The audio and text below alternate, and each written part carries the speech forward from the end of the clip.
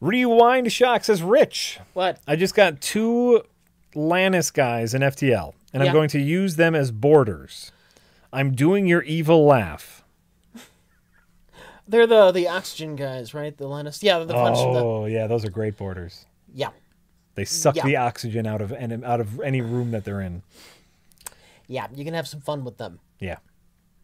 You get one in, you can have them destroy the oxygen room. Oh, those guys are great. Jack, favorite Doritos Locos taco? What?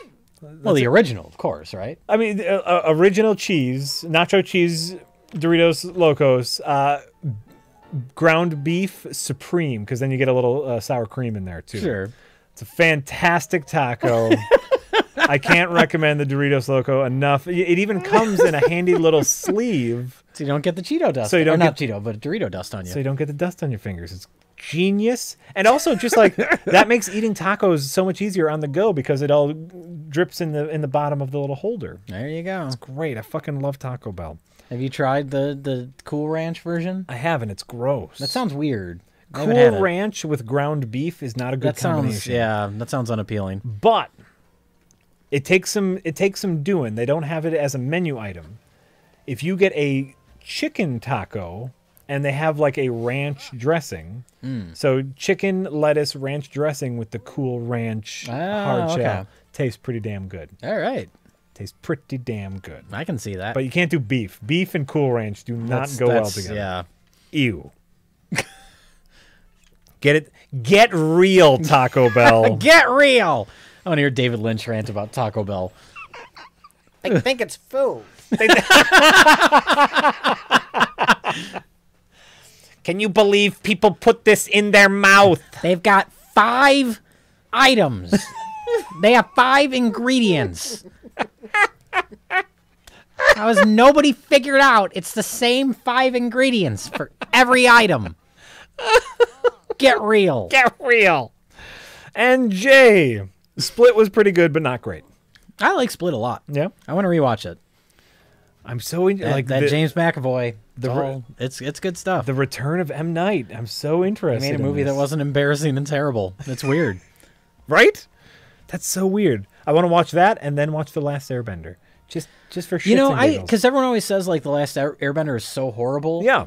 And like I've never seen the cartoon. I know nothing about it really. Right. But The Last Airbender at one point was on Netflix. I don't think it is anymore. I was like, I'm going to see what this is all about. I'm going to see how bad this is. I started watching it, and it was just really, really boring and really dark, like visually. Okay. Dark. And I was like, I gave up. So it wasn't like, oh, this is horrible. It was just really dull. And so I stopped watching it. Maybe it gets worse. I don't know. But it wasn't like painfully bad. It wasn't, It wasn't the lady in the water? It wasn't the lady in the water. Okay. Excellent. But I only gave it like 20 minutes or something, so who knows? Hyro Gen 6 says, hey guys, any chance of a little Snake Pass tonight? I loaned my Switch to a buddy so he could play Zelda, wondering whether I should bust his balls to hurry and get it back to me.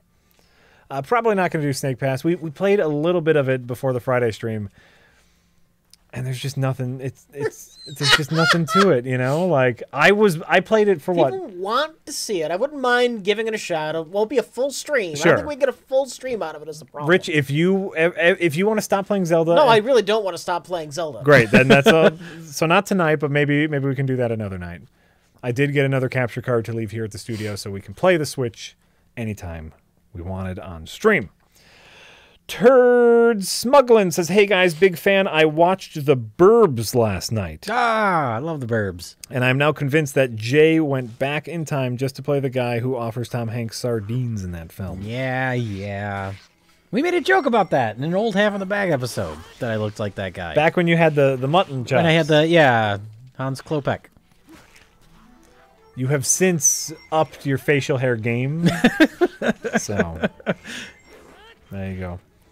Have you ever seen The Burbs? You've had to have seen The Burbs.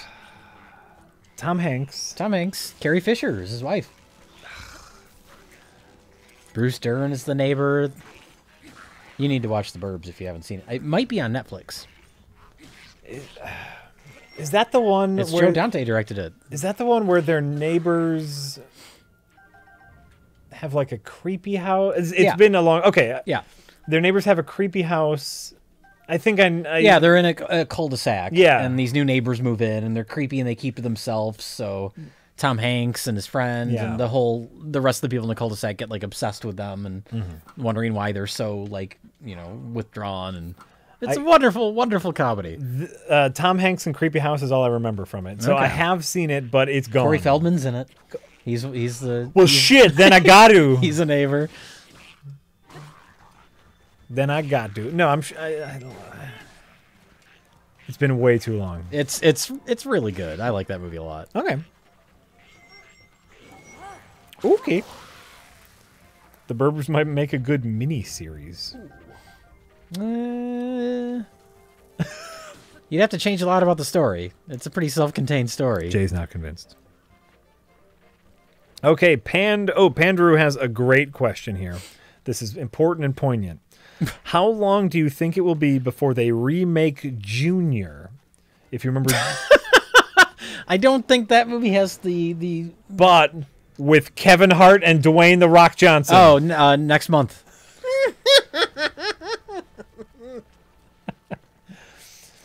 No, you know what? Now you sold me. I was gonna say that Junior is not a popular movie. Like it was a flop and everybody hates it. Yeah. But you bring up The Rock and Kevin Hart. Now we got something. Here's what they're going to remake. Here's what Kevin Hart and Dwayne the Rock Johnson are going to remake before Junior. What's that?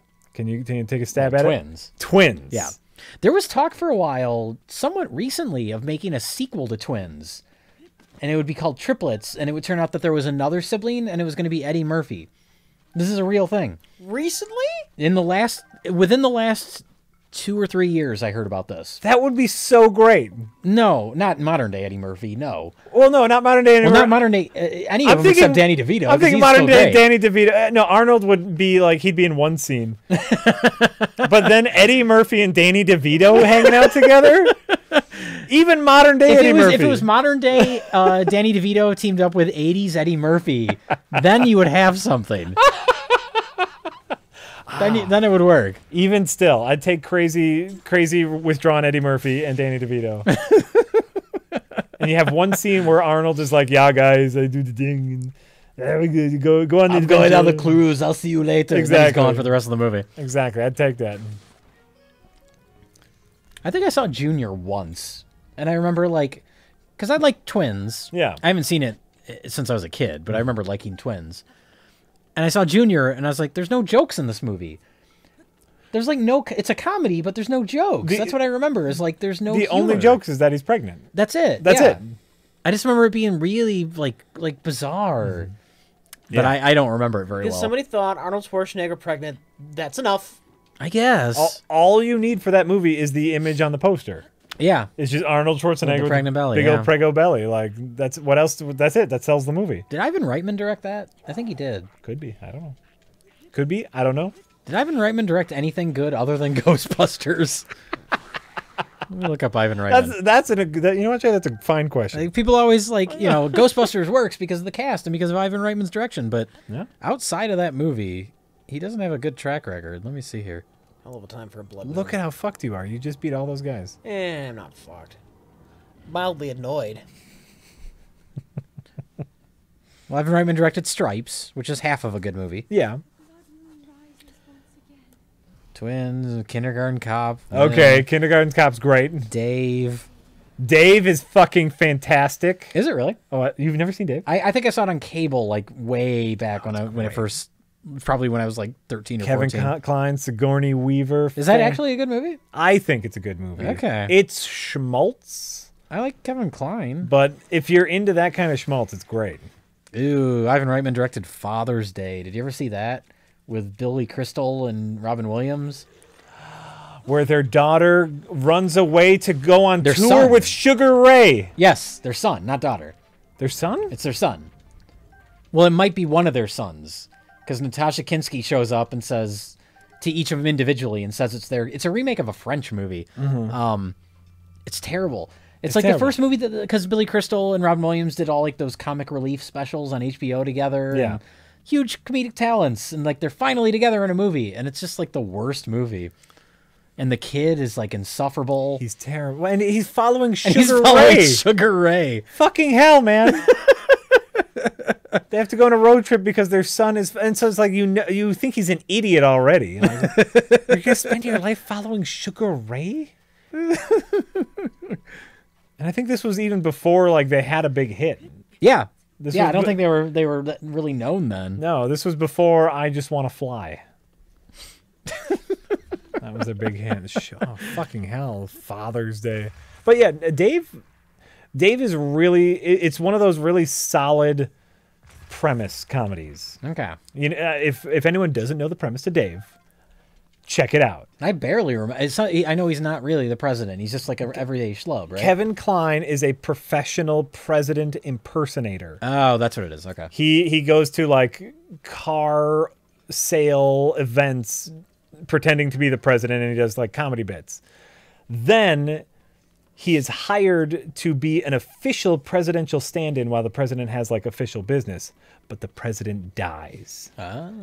And instead of telling the American people that the president dies, the not the vice president, the secretary of state, other people say, "Hey, you're gonna keep pretending to be the president," and shenanigans happen. Okay. There's so many shenanigans. And Sigourney Weaver, is she the first lady? Sigourney Weaver's the first lady. Okay. I want to say, who's the evil guy? I won't remember anyone's names. I think Sir Ben Kingsley is the vice president. Is that Yeah. true? Is that true? No, I might be getting it confused. Judd Hirsch. Oh. There's a wonderful scene where they have to balance the budget, Okay. you know, because that's just a normal thing that they do. And Judd Hirsch is like an accountant, and he's like, "Who does these books? It's crazy. It's great. It's great." All right. I'm not completely sold on Dave, but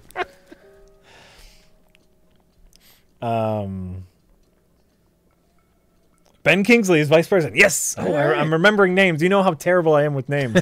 But I've seen Dave 20 times, 15 times. So it's all I've seen it a lot. Solid movie. Solid movie. I mean, and you'll see every joke coming a mile away because it's standard, like, he's the president, but he's not really the president jokes. Sure. It's standard, like, old rich lady gets a pie in the face. And it's just great. Schmaltz. Doesn't he get his like friend who does taxes to balance the U.S. budget? I remember that's the only thing I remember about Dave. There's some kind of joke about some schlub balancing the budget. Like 3 seconds ago, I was talking about Judd Hirsch, the accountant, coming in to balance the budget, Rich. Here's where playing my dumb. brain is. Here's You're where my playing brain dumb. is. Yeah. you didn't say it was just a friend. I thought I said friend. Oh, maybe you did. I don't It know. doesn't matter. Yeah, he has a schlub come in to balance the budget. He's I'm trying to think of any other bits. There's some fun bits with him and Sigourney Weaver, and it's Oh my god. What? I never even knew that. The Lysithos arm? The skeleton arm? Wait. nope, that's not it. Oh, people are saying it's Charles this. Grodin, not Judd Hirsch. Look at this. Look at this. If it's Charles Grodin, then It's a I'm sold. boomerang skeleton arm. I was mixing him up. It's totally Charles Grodin. Charles Grodin's great. It's totally Charles Grodin. I'm so sorry. I'm so sorry, No, Judd you're Hirsch. not. Apologize to all the Charles Grodin fans. No, Fucking liar. Fucking fraud. I'm going on and on about Dave, and I don't know my Dave facts. Like, I am put to shame. Put to shame. Now, who's the bad guy? I saw a lot of people mention who the evil Secretary of State is, or whoever. Frank Langella. Oh, Frank Langella's great. Frank Langella. That is a solid actor. He's the foil, and Okay. he's fantastic. Fantastic, Dave, man. Next review, Dave. And you know what? It'll just be me. Just be me talking to myself about Dave, because it's great. We'll have to start a new series that's just dedicated to forgotten presidential comedies. It'll be like that and My Fellow Americans with Jack Lemmon. Do you remember that movie? No. It's Jack Lemmon and James Garner, I think. Okay. And they're like both former presidents, and they get into wacky hijinks. Nice. I don't think I've ever seen it. Can we also include Wag the Dog? Oh yeah. The social commentary presidential. It's supposed to be like a sharp satire, and nobody saw it or cared. Yep. I think that's Mike Nichols directed that, the director of The Graduate. And who's in that? That's Dustin John Hoffman. Travolta's in it. Yeah, John Travolta is Or no, John Clinton. Travolta's in Primary Colors, Oh, which that's is the another one. presidential comedy, right? Yep. Yeah, Wag the Dog. I think Dustin Hoffman is in, Dustin which would make Hoffman is sense Wag if the it's Dog. the same director as The Graduate. Yeah. I bet there's a lot of failed presidential Forgotten comedies. presidential comedies. Yes. Oh, Primary Colors. Or maybe Primary Colors is Mike Nichols. I don't remember. I feel like maybe they seem like the same movie in my brain. It wasn't quite presidential. I remember liking Eddie Murphy's The Distinguished Gentleman. Oh, that's fantastic. Oh, I never saw that movie. That's a fantastic movie. Nobody likes it. That was the beginning of his downfall. Movies like that and like Boomerang. This is the last time I haven't seen Goldfinger, but Distinguished Gentleman is the last time Bowfinger? I remember Bowfinger. Yeah. Distinguished Gentleman is the last time I remember Eddie Murphy being funny. Okay, I don't think I ever saw it. Distinguished Gentleman is a solid social commentary because he starts the movie as a con man. Okay. Yeah. Where if I remember correctly, the Distinguished Gentleman, someone for governor died recently, and he just had a very similar name. And Yeah. so he ran for governor just because he had a very similar name, hoping to con the system and be the governor and get some power. Okay. And he wins. It worked.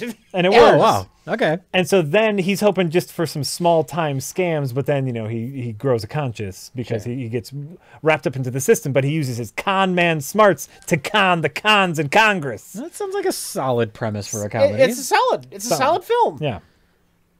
I remember The Distinguished Gentleman being very good. All right. It probably doesn't have those like classic memorable moments, but solid. Oh, I smelled so slow in this game. Oh, so he's not a governor. He was a congressman, and he had the exact same name. Okay. Okay. It's wires are being crossed, but I had enough in there. So I'm confident. Oh, you said governor? I said governor, and he was the congressman. Oh my God, no. Terrible mistake. Terrible mistake. Horribly wrong. Distinguished Gentleman is the same director as Clue and My Cousin Vinny. Oh, All right. I like Clue. I mean, I guess I like My Cousin Vinny. I haven't seen it in forever. No one has bad thoughts to My Cousin Vinny. It's fine. Exactly. It's fine. You can't not like My Cousin Vinny. For a while, it was the only movie on cable.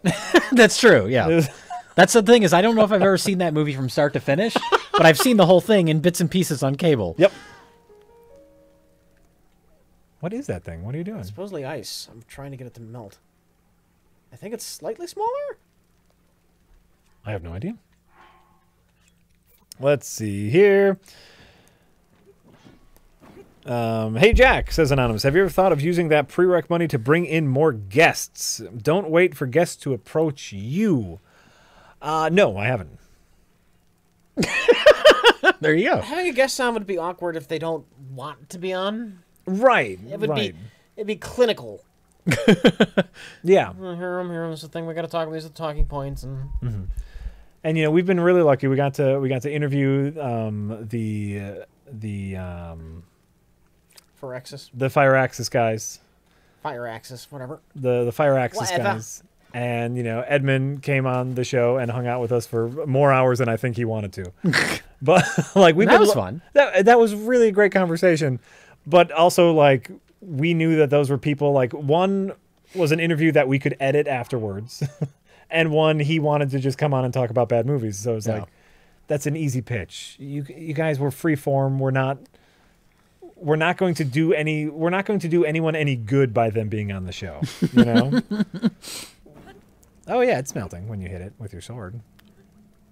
Right? It'll be great exposure for you. Exactly. It's like a Craigslist ad. Ooh, a golden bow. Is that all I get? Under there, just a golden fucking bow? Yeah, you already have really nice bows. Son of a bitch. Remember, Rich, you might be able to do this one first, and then you would have a really awesome golden bow.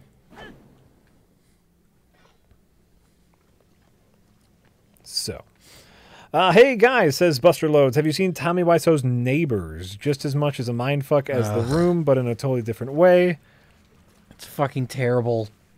Yeah. It's terrible and not in a fun way. Was Neighbors his like web series? It was like, yeah, it was on Hulu. It was supposed to be like a sitcom type thing. Yeah. It's basically like what makes it made me realize why The Room is so special. And that is that The Room, for all of its weirdness, like it looks like a movie, you know, like it's not shot amazingly, but it's, you know, competently shot. Professional equipment. And that's what makes like the contrast between that and just the completely bizarre dialogue and Tommy Wiseau's performance. Like that's what makes that movie work. And then The Neighbors, it's just like, it looks like a cheap home movie and it's like incomprehensible and annoying. Like it's terrible. I don't even think it's worth watching out of curiosity. Like I like The Room, so I'm going to watch Tommy Wiseau's The Neighbors. Yeah, like, yeah. no, it's not even worth watching for that. Oh. It's just like frustrating and obnoxious. How sad. Yeah. How sad. Death John says, have any of you mustered up any excitement for Alien Covenant? Nope. Or is that franchise just dead? Which one is Covenant? It's the new one. I lose track. Is that the one that looks just like the first one? Yep. Okay. It's the new exciting alien movie where people land on a planet and then they discover an egg and then a facehugger comes out and then they run from an alien through corridors. Why don't they ever let franchises die? Why do they need to keep making aliens? It doesn't mean you don't like aliens. Yeah. If they stop making new alien movies. Well, this is all driven by Ridley Scott now, which is the most embarrassing part. Does he need money? Did he Well, buy a house? There was something recently where he said he had ideas for like 5 more alien movies. Yeah, I saw That means I need a house. I don't know. I'm No. starting to think Ridley Scott is like the new George Lucas. I bought a boat. No. This is classic midlife crisis. Yeah. Well, he's beyond farther midlife. than that. This is classic nuke the fridge territory. I remember how much fun it was making aliens. I can make more, Yeah. right? Sonny, I can make a movie, Sonny. I once made an I alien. was when we did Prometheus, and I caught a lot of shit for not like hating Prometheus. Yeah. But when we discussed it on Half in the Bag, I was very forgiving of Ridley Scott. And now I'm starting to regret that because Jesus Christ. I still think like there's some good in Prometheus. No, Prometheus is okay. Yeah. I don't hate it as much as it's not great and it Yeah. has some problems, especially in the second half, but like I don't hate it. Oh, it falls. That third act crumbles. Yeah, but Yeah. now the whole thing is like he's saying like this new one, Alien Covenant, which is a sequel to Prometheus, kind of. And he says he has ideas for like 4 or 5 more Alien movies, and all those movies are what is supposed to be leading up to the original Alien.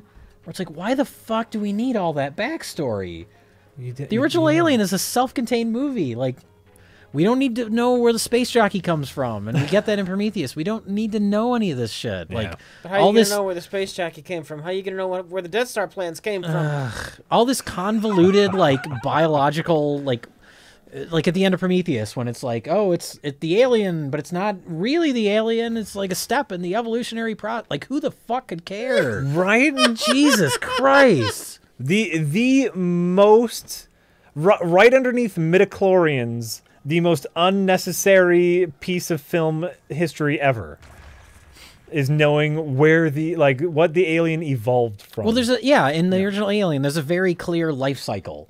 Like, you know, there's an egg, and then there's a face hugger, and the face hugger impregnates you, and then that's where the alien comes from. Like, simple. Yep. Like, I never ever thought when watching Alien, like, I wonder where this life form evolved from. Right. Who the fuck could care? Oh, did that wolf just disappear? Yeah. Yeah. Yeah. Let's see here. Mao Bolts says, Jay, I just watched True Stories. Oh. I really enjoy it. I plan on reviewing it this week. Thanks for the recommendation. Oh, you're welcome. It's a lovely movie. It's a heartwarming movie. Yeah. And David Byrne is hilarious in it. Good old David Byrne. Good old David Byrne. Quinsomniac says, Jay, I have to write a paper about a film chosen from a list. One film on the list is The Lobster. Okay. Is The Lobster a good film? Yes. We've talked about The Lobster many times. I don't want to watch it. I'm intrigued by the premise. I have no desire to watch The Lobster. No, it's What is the premise for somebody who has no idea what the fuck the lobster is? Somebody who's listening who might not Yeah. know what the fuck. Jay, the Jay lobster care to delve into this one? The Lobster takes place in this sort of alternate reality. It's not our world, but it's like this world where, well, like our world, there's a lot of pressure for people to be like in a relationship and get married and have children and blah blah blah blah. And if you're desperate enough and you're having trouble finding a life mate, you go to this resort where you are given, I think it's 30 days. To mingle and find a mate, and if you don't find one at the end of that 30 days, you get turned into an animal of your choice. So in the movie, Colin Farrell goes to this, and he's going to be turned into a lobster if he doesn't find a mate in 30 days. It's very satirical about like the pressure society has on people to, you know, find a mate. find a mate, be in a significant relationship. other. Yeah. If you're not in a relationship, you're a weirdo, and blah blah blah. It's a very dry comedy. Uh-huh. The first half is much stronger than the second half, but it's good. Yeah, and it's like I'm okay with weird premises.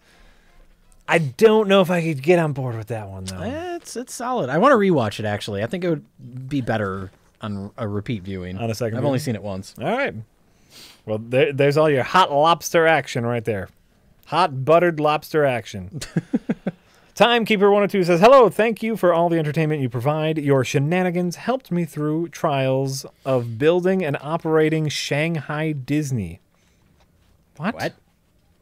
The Disney World in Shanghai. They work there and help build it. Well, great. That would be my guess. If that is true, that's great. And if it's it's so weird, why would you lie about it? it's so weird. Because it's so weird. Because Yeah. it's so random. Trivia: you can download Space Cop in China sans VPN. Well, that's great. So that means the China Board of Morality has cleared Space Cop, which I don't believe at all.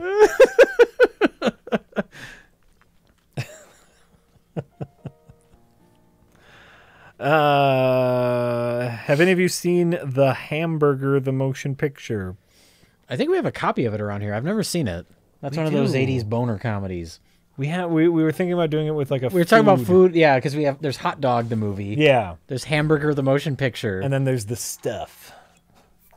Yeah, the stuff's not a food. I mean, it is, but like the title doesn't have the same ring as like hamburger or Right. hot dog. If we had something called Chicken Sandwich, Chicken Sandwich the film. yeah. We almost watched the stuff, but We still should. I like the stuff. should I say why? No, No? don't give it away in case we ever do it. All right.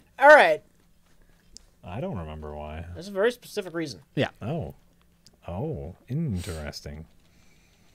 Interesting. Unit 603 idiot. Hey, Jay. What is the technical part of movies you like noticing most? Also, any plans for Cameron Mitchell's 100th birthday? Is his 100th birthday coming up? Is it coming up? I don't know what Cameron Mitchell's Almost birthday here. is. Maybe. It's almost here. So what technical aspect of filmmaking do you enjoy the most? Or it said do you enjoy noticing, so I just assume that means enjoy in general. Good. I think it depends on the movie. I guess I would say cinematography. Mm-hmm. But only when it feels appropriate for the material.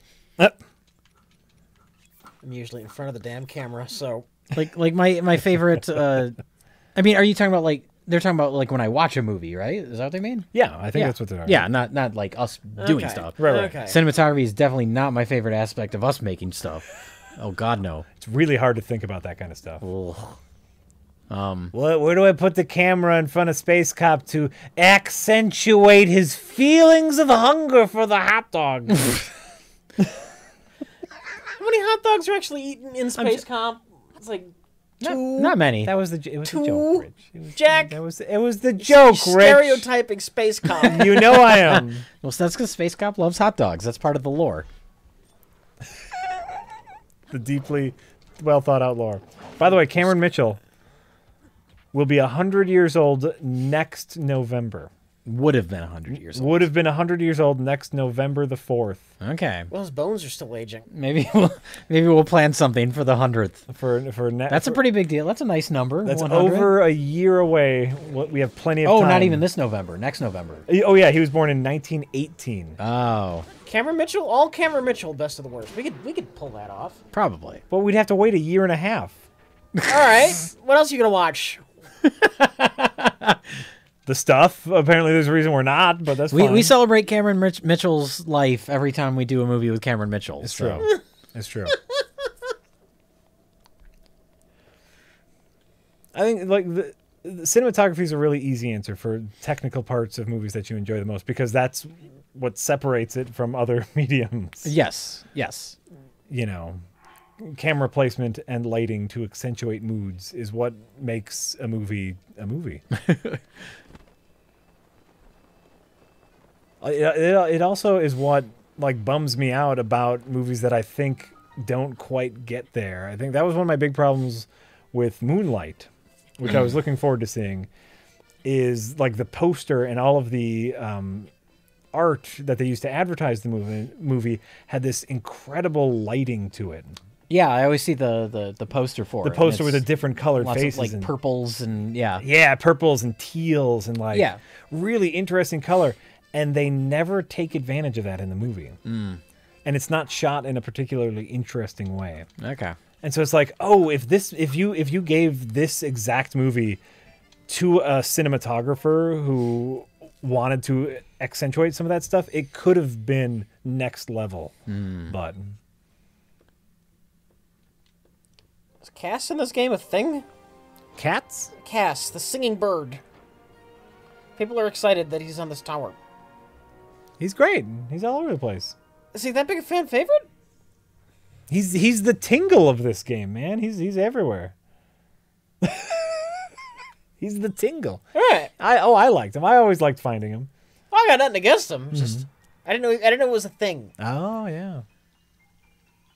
It was always great because you never know where he's going to be, and all of a sudden you just hear the accordion. Oh wait, where's it going? You would think that if you have light in your title, you might want to think about lighting. Right.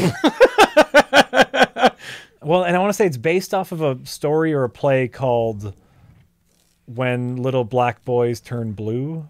And so, yeah, like it has this like light just in it. And every once in a while, like there's one specific scene in Moonlight where this young kid is like having an argument with his mother, and she comes out of her room and there's this harsh pink light shining on her from her bedroom. Yeah. And it's great. It's like, ooh, this is finally it's gonna kick in, and it never happens again. It never. Oh, it's so disappointing. Thank you, Tiberius Kirk. I should have showed Jay. There's a thing in this game that's very phallic. Okay.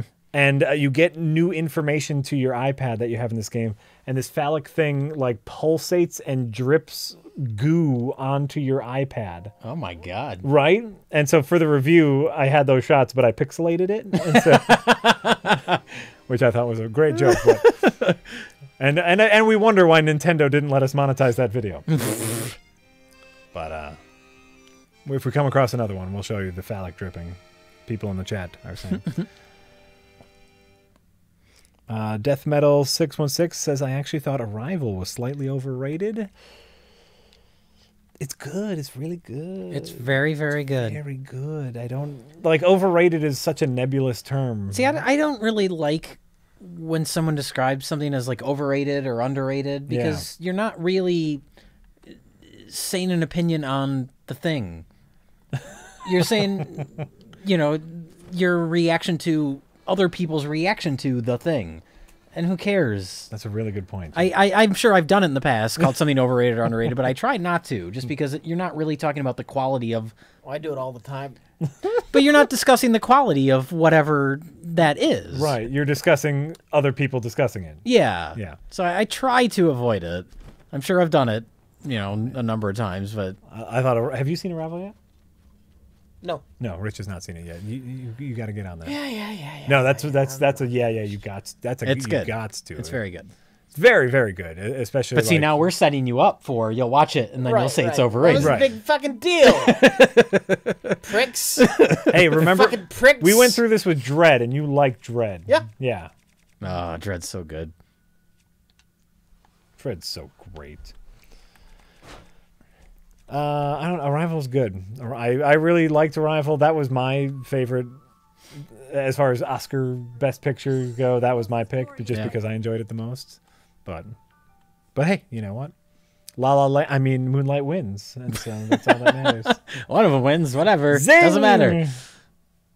There was a really great. Did you see? Like, I forget who did. I want to say like Vice did a little YouTube video after that La La Land Moonlight debacle about the typography of the Oscar ballot. And they're like, if you look at the form that says who won, it's horribly designed. Oh, yeah. It does not show the correct information large enough, and it shows other information too large. And they're like, we gave this to some designers, and how would you redesign this to make it easier to read at a glance?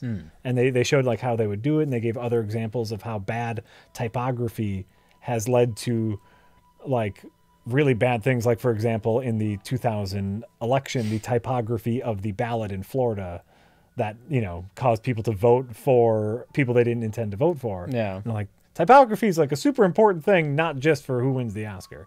It was a neat little mini video on the importance of typography. If anyone has a link to that, share that in the chat, because I thought it was really neat. Neat graphic design. Interesting. Yeah. All right. Where are we? Sari Chen says, happy Sunday, everyone. Rich, Yes. what defense level, upgrade level is your Twilight Link outfit set? Things seem to be barely hurting you. I'm only at level 2. I haven't in this playthrough. I have not unlocked a third fountain yet. Oh, I had Here's something. Okay. You know the food items that give you buffs. Yeah. Look at the time limit. 30 minutes. I stuck a dragon horn in there. Shit. 30 minutes of at this. triple boosted Look at defense. 30 minutes of triple boosted defense. That's why I was barely taking any damage. 3 iron shrooms, an aeronanth, and a shard of Forash's horn. It would work with 4 iron shrooms. Sure. That's great. Yeah. That 30 minutes of boosted defense. That's pretty awesome. It's all because of that dragon horn. There you go. Supercharges everything. I got like this. 30 minutes of 30 minutes of triple that. attack. That's awesome. Mighty Banana, Razor Shroom, Mighty Thistle, Razor Claw Clab. Clab. The Claw Clab. 30 minutes of stealth. Shit. Rich, that's intense. Yeah. Oh, thank you, The Real Van. That was Vox. Vox put out that Oscars and graphic design piece. Worth a watch. Really interesting stuff, especially if you are into graphic design. Let's see here. Bad news, everyone, says, hi, Rich. Hi, Jack. Hi, Jay. Anyone care about Alien Covenant? Still don't. With Ridley Scott talking about being down to churn out a half dozen more if audiences want it. Seemed like he's just stopped caring. This reminds me incredibly like how James Cameron wants to make more Avatars. Yeah. Have you I feel like that time has passed, too. Even to do just one sequel to Avatar. But he's still gearing up to make like 4 of them or something. He hasn't started yet? No. Oh, they're never going to happen. Did you see the commercial for Avatar Land at Oh, like yeah, Universal with the creepy Studios? animatronic Avatar person. Who cares about this That's shit? the thing is like Avatar was a huge hit when it came out. Like nobody talks about that movie anymore. Right. It's had no lasting impression. But by the way, he signed a contract. It's getting a theme park. Oh Jesus. So fucked up. So fucked up. Tharticus says, hi, Rich. Hi, Jack. And a special hi to Jay. What is your favorite movie out of the trilogy from Edgar Wright, Simon Pegg, and Nick Frost? Sean, Hot Fuzz, World's End. Hot Fuzz. For me, it's Shaun of the Dead. Hot Fuzz. You know what? I did not much care for the World's End at all. I like I World's didn't. End. I didn't really like it that much either. I didn't hate it. It seems to be the least liked of the 3. I like it quite a bit, but I think I like the other two more, but It just didn't seem to do like genre satirization like the other two did. no, I mean there's sci-fi elements, but it's kind of telling its own story more, Right. which I kind of like. I like the movie quite a bit. I like some of the action stuff, all the drunken bar fighting. Oh, yeah. And Those it's are fun, and it's just the fact that at the end when they're yelling at the aliens, the light shine down, they're just like belligerently drunk. Like that's kind of great. Oh yeah, it has its moments. It's a fun movie, but for me, it's Shaun of the Dead just because that's more the genre that I'm interested in. Oh yeah. And I think the character work in it is stronger than the other ones. You know what? You might have a point there, but action schlock. That's all I care That's the thing about. is like it's Hot Fuzz is influenced Hot by Fuzz like isn't just action schlock. It ends with some amazing action. yeah. No, it's satirizing action schlock, which Yes. is that's my wheelhouse. Like, Sure. fucking, I will watch Bad Boys at the drop of a hat. See, that's the thing is like I don't care about like Bad Boy. Like, Bad Boys 2 is the big one, right? That they talk about in that movie, and like I'm not into the Michael Bay stuff, and I'm not into action as much in general. Right, so right. it's still a very funny movie. It's a clever movie. What I'm saying is our answers make sense for who we are. Oh, sure, right. What is this, Rich? A minor test of strength? Modest. Modest test of strength. All right, that's fair. Sword's not glowing. Sword's not glowing. Alright, I gotta waste Master Sword on that. Ah, you prick.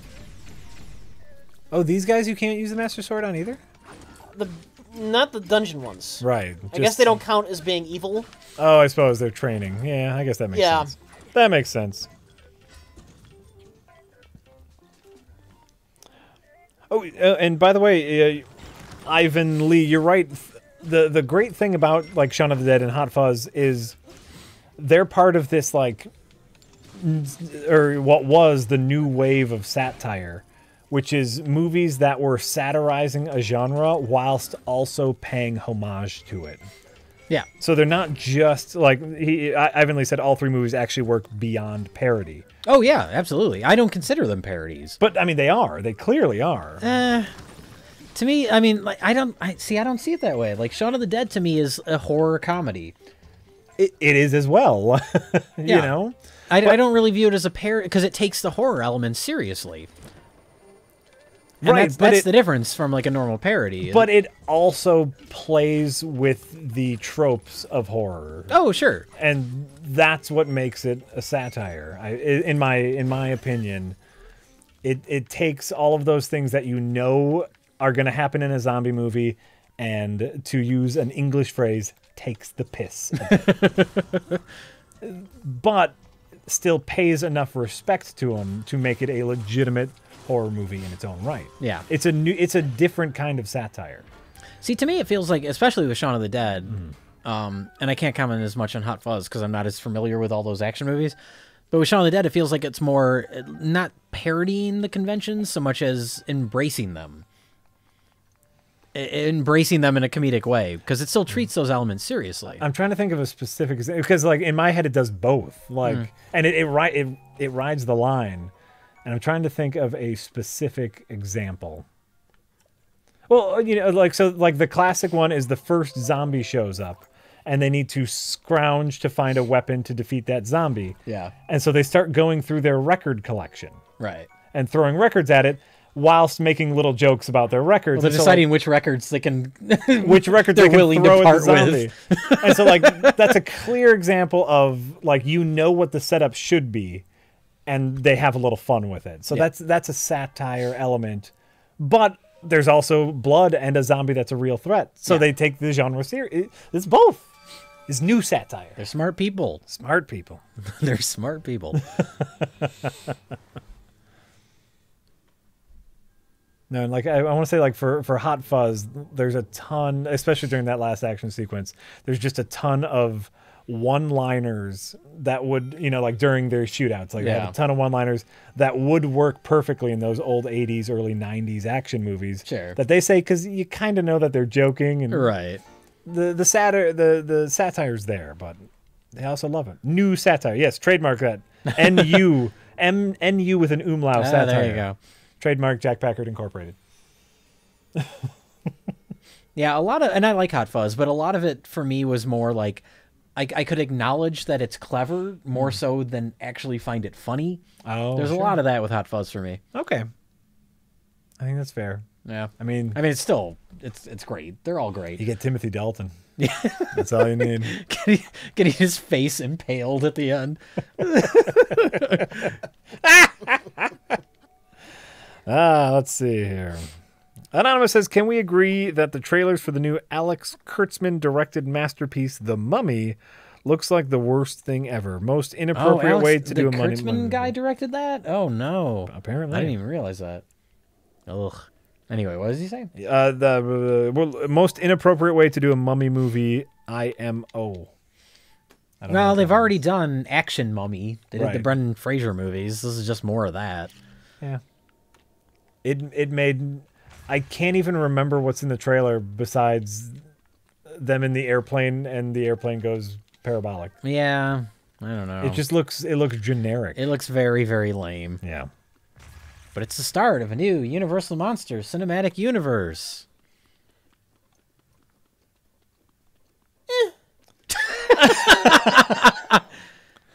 Which I would be super excited about if they were making actual horror films and not dumb Tom Cruise action movies. Mm-hmm. Yeah. Yeah. This time it's Lupus says, "Hey guys, really enjoyed the Curse of the Worst video. On a You enjoyed us predicting Wilford Brimley's horrible death.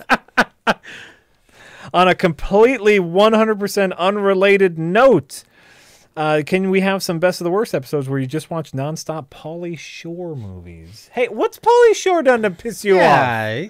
There's way better people to watch movies of if that's what you're going for. Why do you want to kill Pauly Shore?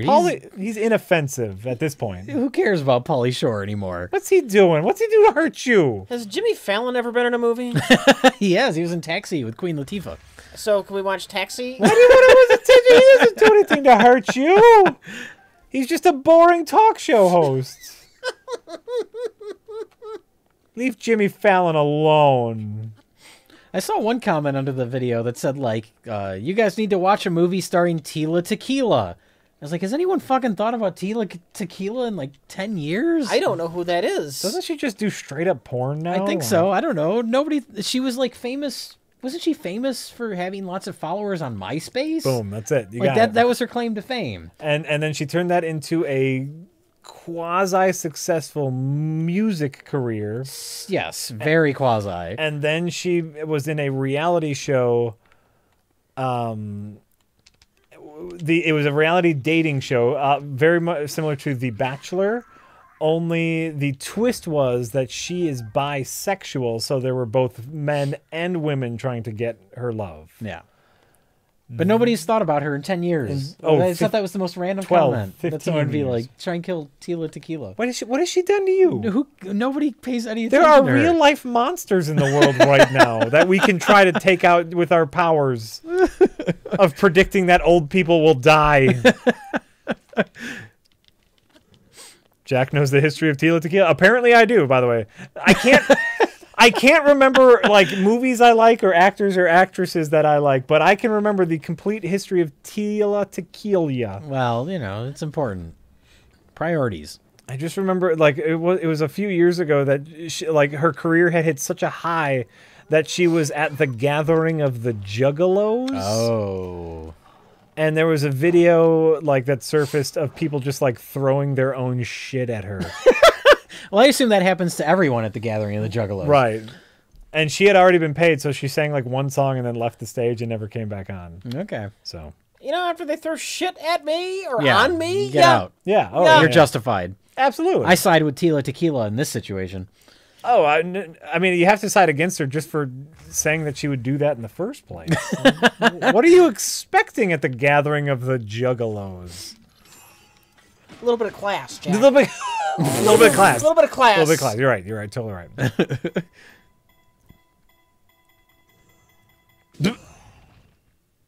All right, how did I fuck that up? Did something wrong here. Well, you hit it in. You got to hit it out. I'm not in. How can I? It's a great question, Rich. And I don't know Oh, the wait. answer. Oh. I think I remember this. Oh, okay. Let's see here. Huff Hearted says, I have a BOTW for you, Warriors of Justice.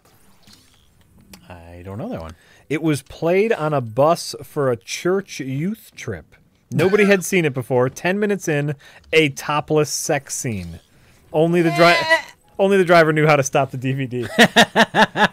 Did he forget? And so I bet all those kids didn't say a word. Like, Oh, don't sure. tell the driver, don't tell the driver. Yeah. Warriors of that sounds like there's something. I feel like we have a million movies with warriors and or justice in the title. Hold on, like that rings very familiar for me. Hold on. Oh God, I'm looking at the shelf right now. I see at least one movie with warriors in the title. that's what I'm thinking. Hold on, let me see. All right. Warriors of the Wasteland. We have Warriors of the Wasteland. Warriors of the Lost World. Warriors of the Lost World. Warlords of the 21st Century. Warlords of the 21st Century. Deathstalker. And Deathstalker. Ultra Warrior. Oh, so okay. Here, I'll bring these two as an example. As to Okay. why these two were right next to. Oh, you're combining those two movies in your brain? So here's what we had right next to each other: Warriors of the Lost Wasteland and Steel Justice. See that? So that's where I was thinking. Alien Warrior. Jesus Christ! There are so many Warrior Queens.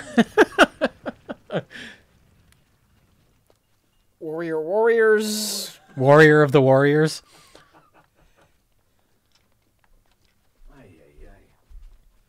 That's a lot of fucking Warrior movies. Goop. Oh my God. So yeah, there was Warriors of the Wasteland and Steel Justice, like a shelf apart. Well, and didn't we do, was Warriors of the Apocalypse? Was that the name of the movie we did in a really early Best of the Worst? Warriors of the Apocalypse. Oh, was that the one with Sid Haig? No, that was No, Aftermath. that was Aftermath. Warriors of the Apocalypse was the Lucio Fulci movie where it was like an arena and they had like... The Gladiator. It was some Gladiator, wasn't it?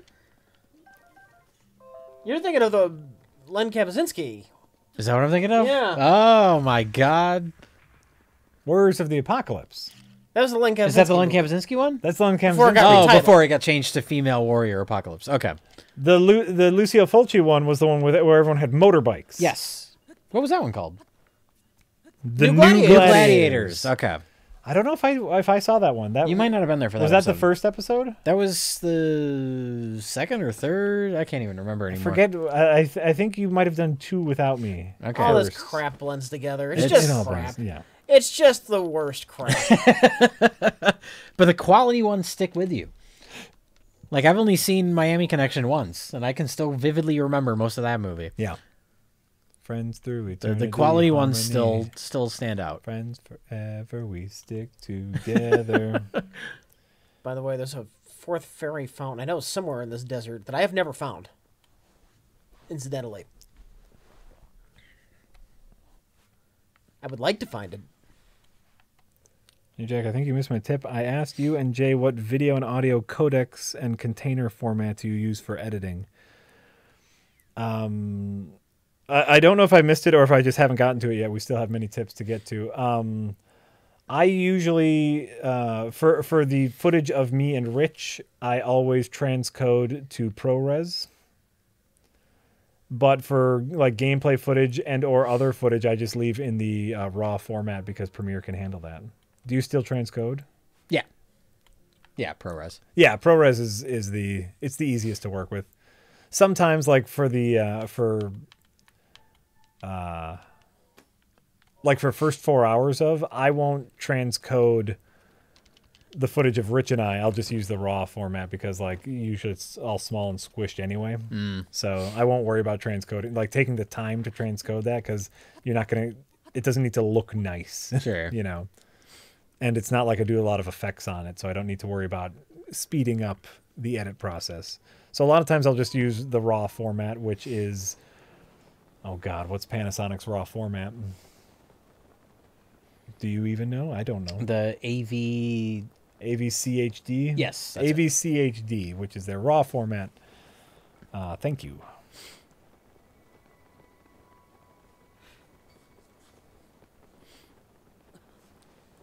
When I tipped, it was 30 seconds to be received and another 35 minutes for Jack to read it. That's how it works. That's a, Don't people realize this at this point? we have gone through this every single stream. And, you know, sometimes you'll tip and we won't have a lot to say about it, so we'll just move on. But sometimes it goes into a whole conversation, which is why all you show up. So please be patient Who was that? with our tip reading. Who was that? What? Who said that, though? I'm just What? curious. We'll find their tip, Who said and what? we'll do it as quickly as possible. Who said So, what? you know, we'll get out of the way so we can get the other tips faster. Well, Well, we just did it. We just they did it. volunteer. The codec one. Okay. Well, and they, Okay. and I might have missed it, which, you know, happens because we have so many fucking tips. But let's see. It's lightning here. round, Jack. Lightning round. Come on, lightning round. Death Metal here. This will be a very easy one.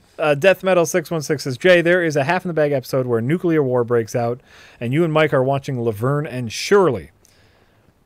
Yes. I was Next. wondering. This is true. The end. I was wondering if that was an intentional Far Side reference. No. Great.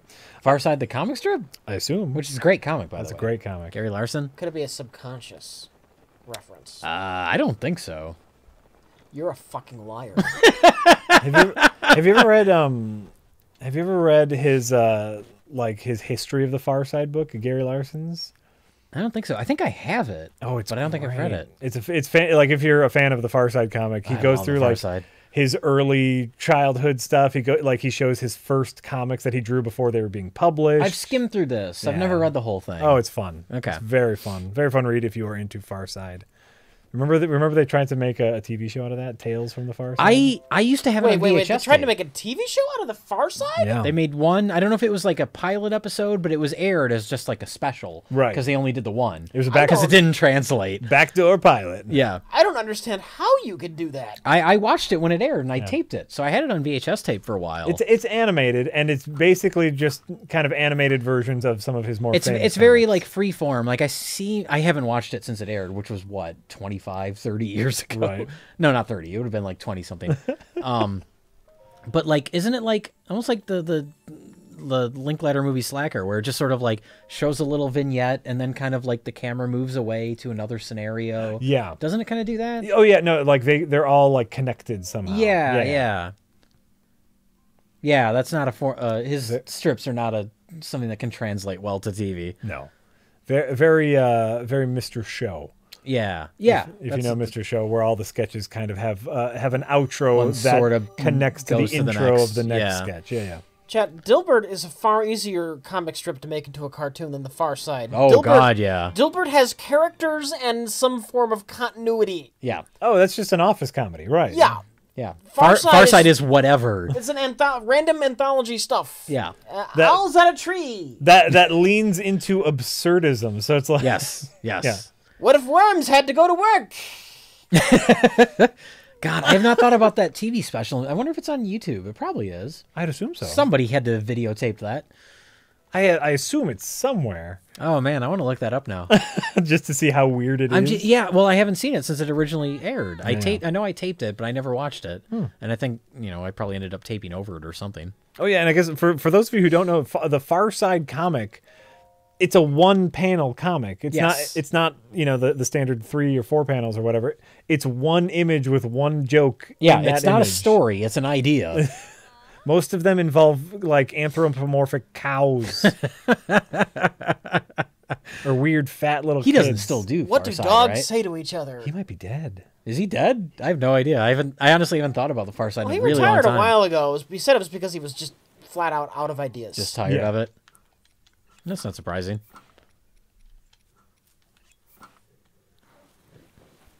Oh yeah. Anonymous says I recently watched Reanimator for the Yes. first time, and that definitely uses horror in a comedic way.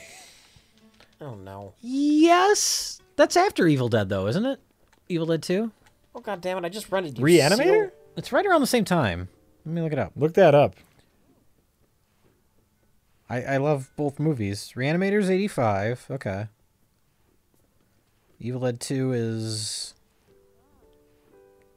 Oh, 87. Okay. Oh, okay. All right. Fair enough. Were they aping Reanimator? Reanimator's a lot more broad, though. Evil Dead 2, kind of like, it still looks like a horror movie.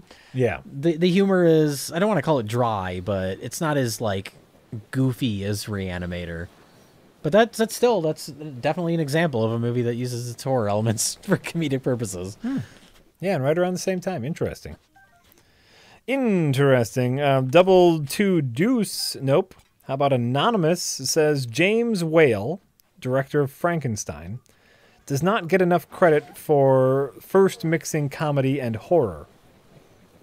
The Old Dark House, Bride of Frankenstein, and The Invisible Man were decades ahead of their time. I don't remember any of those movies, really. Well, Bride of Frankenstein's great. Yeah. I never really think of it as comedic. I mean, I guess there's funny parts to it. But I don't think of it as comedic in the same way as something like Evil Dead 2 or Reanimator. Yeah. Wait, did a boss pop up? Boss.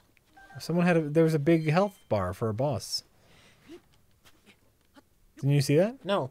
Moldunga. Oh. That's around here somewhere then.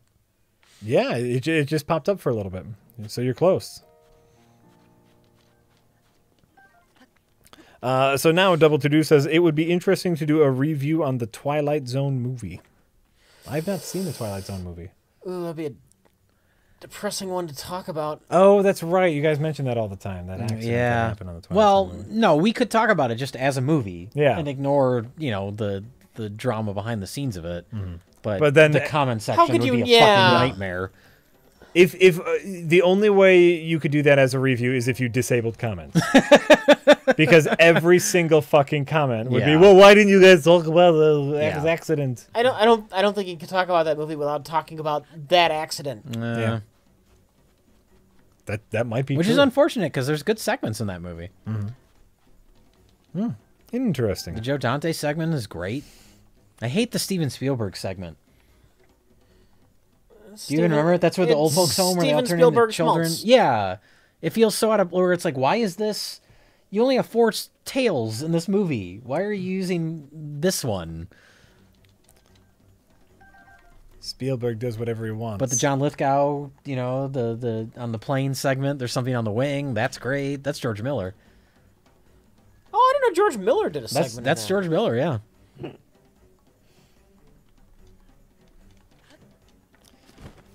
All right. J.K. Bluntman says, fellas, curious to know what area of pop culture or general knowledge would you like to know more about if you could magically switch your knowledge of something to the other thing? What? So imagine you know a whole bunch about Star Trek. Try to imagine that, Rich. Okay. But now, if you traded your knowledge of Star Trek for knowledge of another pop culture Why thing. would I want to do that? Well, If I have knowledge of something, it's obviously something I'm interested in. Because that's the game, Rich. That's That's my hang up too, though. Is like if I really wanted to know more about something, I would learn more about it. Yeah. Okay, well, This is a weird Do I theoretical. want to know more about Doctor Who? Well, No. not really. all right, well, there you go. Turtle the I Wise. see what they're getting at, but it's a weird theoretical that I can't really wrap my brain around. Wow. Oh my god! Yay. It's a tremor. It's a graboid. It's a graboid. Oh yeah, those graboids are great. Let's see. Turtle Wise says, how many more Nuki tapes do you need out of morbid curiosity? And have you seen The Void yet? Have not seen The Void yet. And we need exactly 3 more Nukis. Hold on.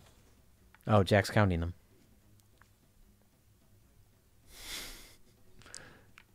3. Jay, you're right. 3. 3. We need 3. 3. For safety's sake, we need 3. For safety, if we had 4. You want a buffer, yeah. It would be nice. 4 or don't you think? 5. So A few more. a few more, basically. Is really what it is. Nathan K. Noob says, "Hey guys, I just joined the stream, so not sure if you've mentioned the movie Split. Will there be a half in the bag for it? Did you guys do a half in the bag for Split? We did not do a half in the bag for Split. Or perhaps a review of Unbreakable? Ooh, just curious. Ooh, that's not bad. That's not bad at all. I That's like that not bad at Unbreakable. all. Fuck yeah.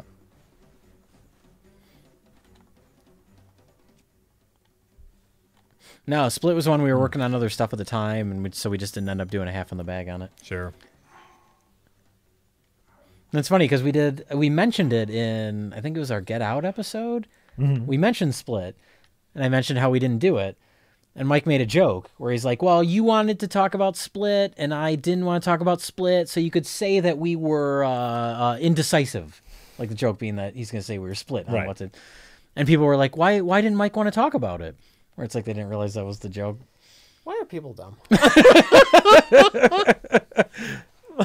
Is there a reason? That people are dumb? Yeah. Oh, shit.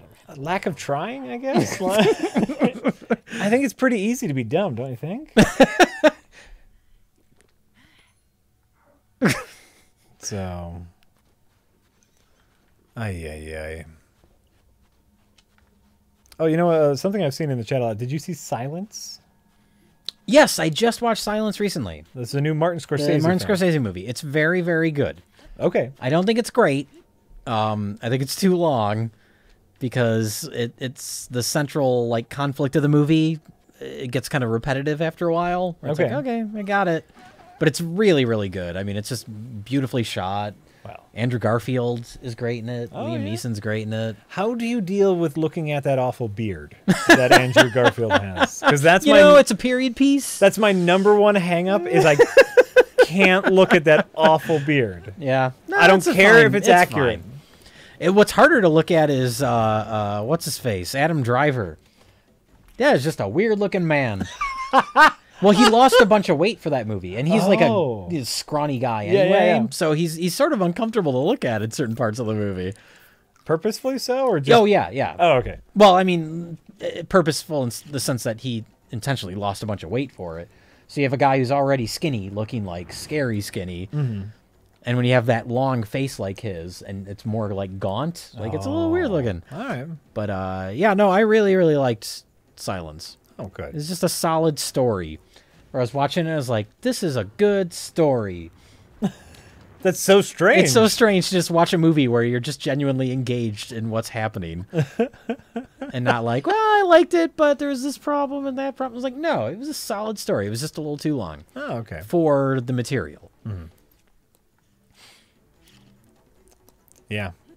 I don't know if I can get over Andrew Garfield's facial hair.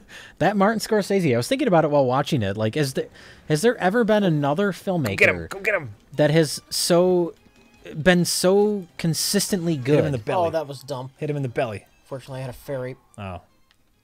Sorry. So a filmmaker that's been so consistently good for so long, other than Martin Scorsese? other than Martin Scorsese. He is never. I mean, he's made some movies that are merely good. Like that's the low point for Scorsese is merely good. Sure. But he's never faltered. He's just consistently made great movies for Like, decades. I'd want to say Spielberg, but No. then he did Kingdom of the Crystal Skull. Kingdom of the Crystal Skull, 1941. Early on, he was making bad movies.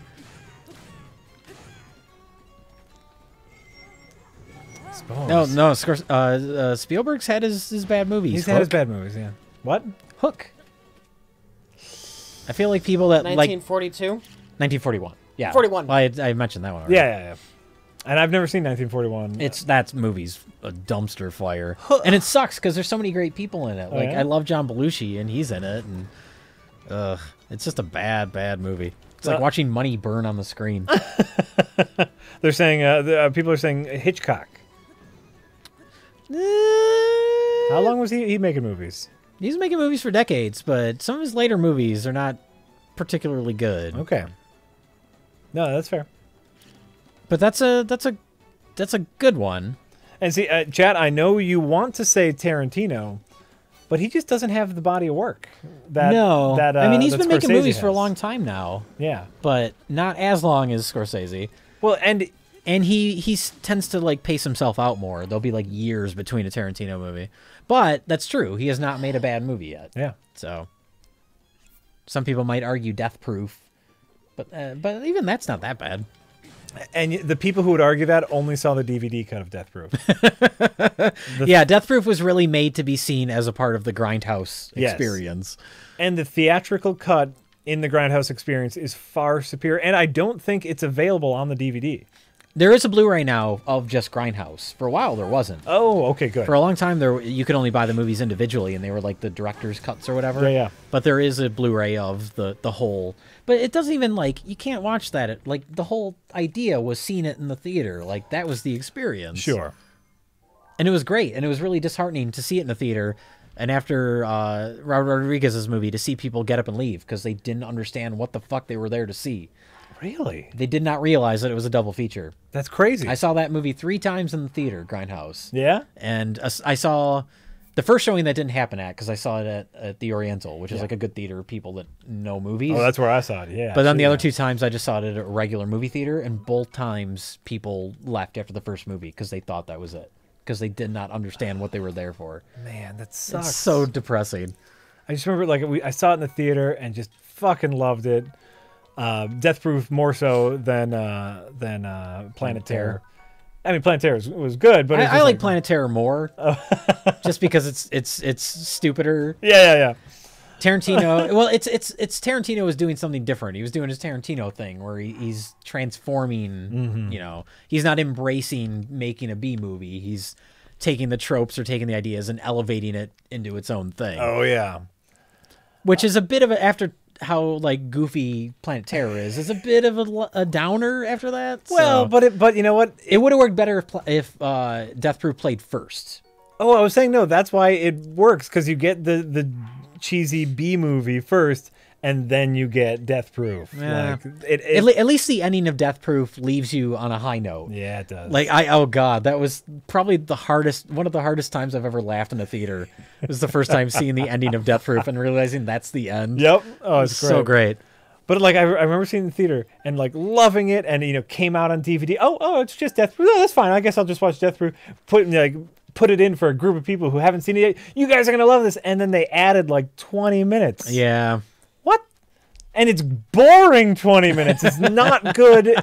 It was not supposed to be there. Right. And it felt like a different movie Yeah. in a bad way. Yeah, without the fake trailers and the ads and stuff, Yep. and it's a different experience. That's It why is. watching it, like I have the Blu-ray of it, but it's not the same watching it at home. Yeah, like yeah. that was meant to be seen in the theater. That was the whole idea. Yeah. But then nobody saw it, and it flopped. Oh.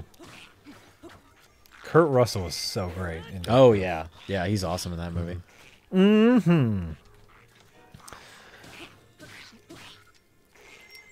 All right. Hey, Anonymous. Hey, you guys. This is a question for Jack and Jay. What video and audio codecs and containers do you use for editing and production? That's when I would have gotten to it. Sorry. So, unclick your stopwatch. We use ProRes. Do you ever mess around with ProRes LT? ProRes No. Lite? No, Okay. I have not. They like I've been meaning to do a comparison. They say quality-wise, you don't really lose anything, but you'll like shave a significant amount of gigs. Okay. I have not messed with it. No, and I have not messed with it either. Where'd my seal go? My seal left me, Jack. I think he died. I think your seal died. I'm sorry. I'm sorry to say that. All right. Yeah. I don't know where the Great Fairy Fountain is, Jack. You gotta keep looking, keep I searching. know. But yeah, it's just all ProRes because it works and it consistently works. Yeah. And I know we don't have anything more fun to talk about. I know a lot of people will like use ProRes for the good stuff, but then also make a secondary, really low impact version that you can edit with and set proxies to your high quality Oh. footage. Sure. But Fuck that. Fuck that. So I'm sorry we don't use anything fun, and I just export using the the YouTube 1080p preset. Yeah. So I don't even know what codecs that uses besides H.264 Right. and which is what fucking everybody uses. And Yeah. I think they're working on there's another wrapper that YouTube is slowly rolling out that is supposed to be much better compression. So like a much smaller file that doesn't lose any quality, Oh yeah. but it's not available everywhere yet. Like YouTube is still testing out the system. Okay. And I'm really excited to see where that goes, because obviously smaller files play back better and less fucking hard drive space. Now that we've added the third camera, which I love, I can't imagine I've ever edited with just two cameras. Now that I've been able to edit with 3 cameras. But you got 3 cameras and you talk for an hour and a half. You convert to ProRes, then each of them are 20 gigs. Yeah. Goodbye hard drives. Think about all the best of the worst footage. Oh, Jesus Christ. Yep. Oh, that's why I wondered if you so do you even transcode the couch footage to ProRes? No. Okay, that you No. keep it raw. Yeah. Yeah, that would make sense. Because it looks grainy and crappy anyway. Exactly. So Yeah, I would imagine you would keep that. Keep it raw. Keep it raw, dog.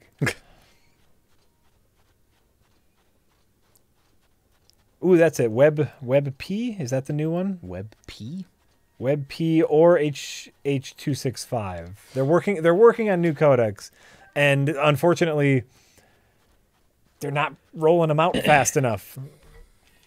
And it doesn't really matter because everyone's getting super fast internet anyway. I'm reading the chat, Yeah. and I'm thinking we really need to release a Rich Evans quote book. Wow. I feel like we talked about that at one point. Did we ever talk about that? I feel like it came up at The least quotable once. Rich Evans. It may have. Well, The Farce Awakens, I'm not sweating about 20 gigs being lost. It's 20 gigs per camera angle. So that just for the discussion, then you have 60 gigs gone. Then remember, I'm recording 20 hours of gameplay footage, which I usually record at 720p and enlarge later just to save on file size. But then there's another 60 to 100 gigs in just gameplay footage, even though I'm only going to use a minute and a half of it. Got to record it all in case I need that one thing, and then I never want to delete anything. I've been looking at RAID enclosures for backups, Oh. where you can get like 20 terabytes. Oh, yeah. But they're complicated and expensive. Yeah. So just fuck it. Fuck it all. Oz Baxter says, "Evening, guys. Have any of you seen The Nice Guys with Kurt Russell and Ryan Gosling? Really It's solid great. fun flick. Probably my favorite of 2016 when you can. Jack, watch Logan first. LOL. Peace. I know. We talked about Nice Guys on a Half in the Bag. I'm sure I'd love it. Or 2016. Oh, yeah, you still haven't watched it. Still haven't It's watched pretty it. great. And I love Shane Black. Ryan Gosling is hilarious. And I love buddy cop movies. And I know I'm going to love it. You know Shane Black's making a new Predator movie, right? Yeah, I You do. know about that? Shit, yeah, I do. That's something to get excited about right there. Shane Black makes good movies. Shane Black makes good. Have I ever told you guys about a little movie called Iron Man 3? And how it's a perfect fucking action movie? Have you seen? You're wrong, Jake. You're wrong. The Mandarin. You're the wrong Mandarin. because they fucked up the Mandarin. Oh my god. Oh my god. I don't understand the dislike for Iron Man 3. I don't get it. Rich, she's presenting.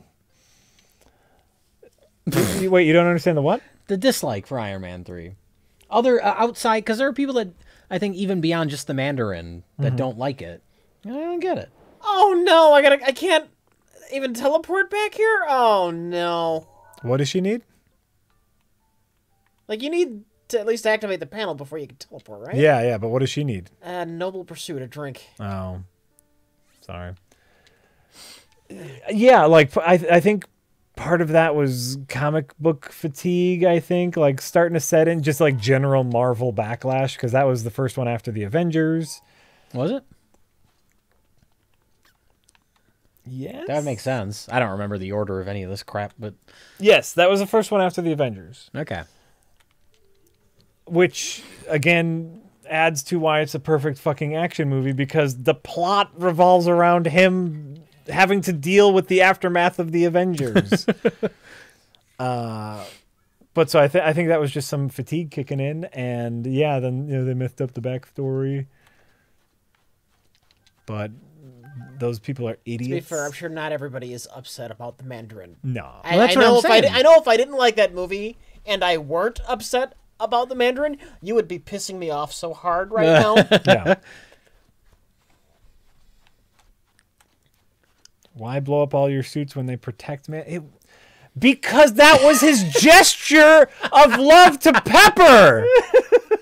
Also, it was the theme of the movie. The theme of the story. The story of the movie is that the suit is no longer what makes him a hero. It was his cocoon.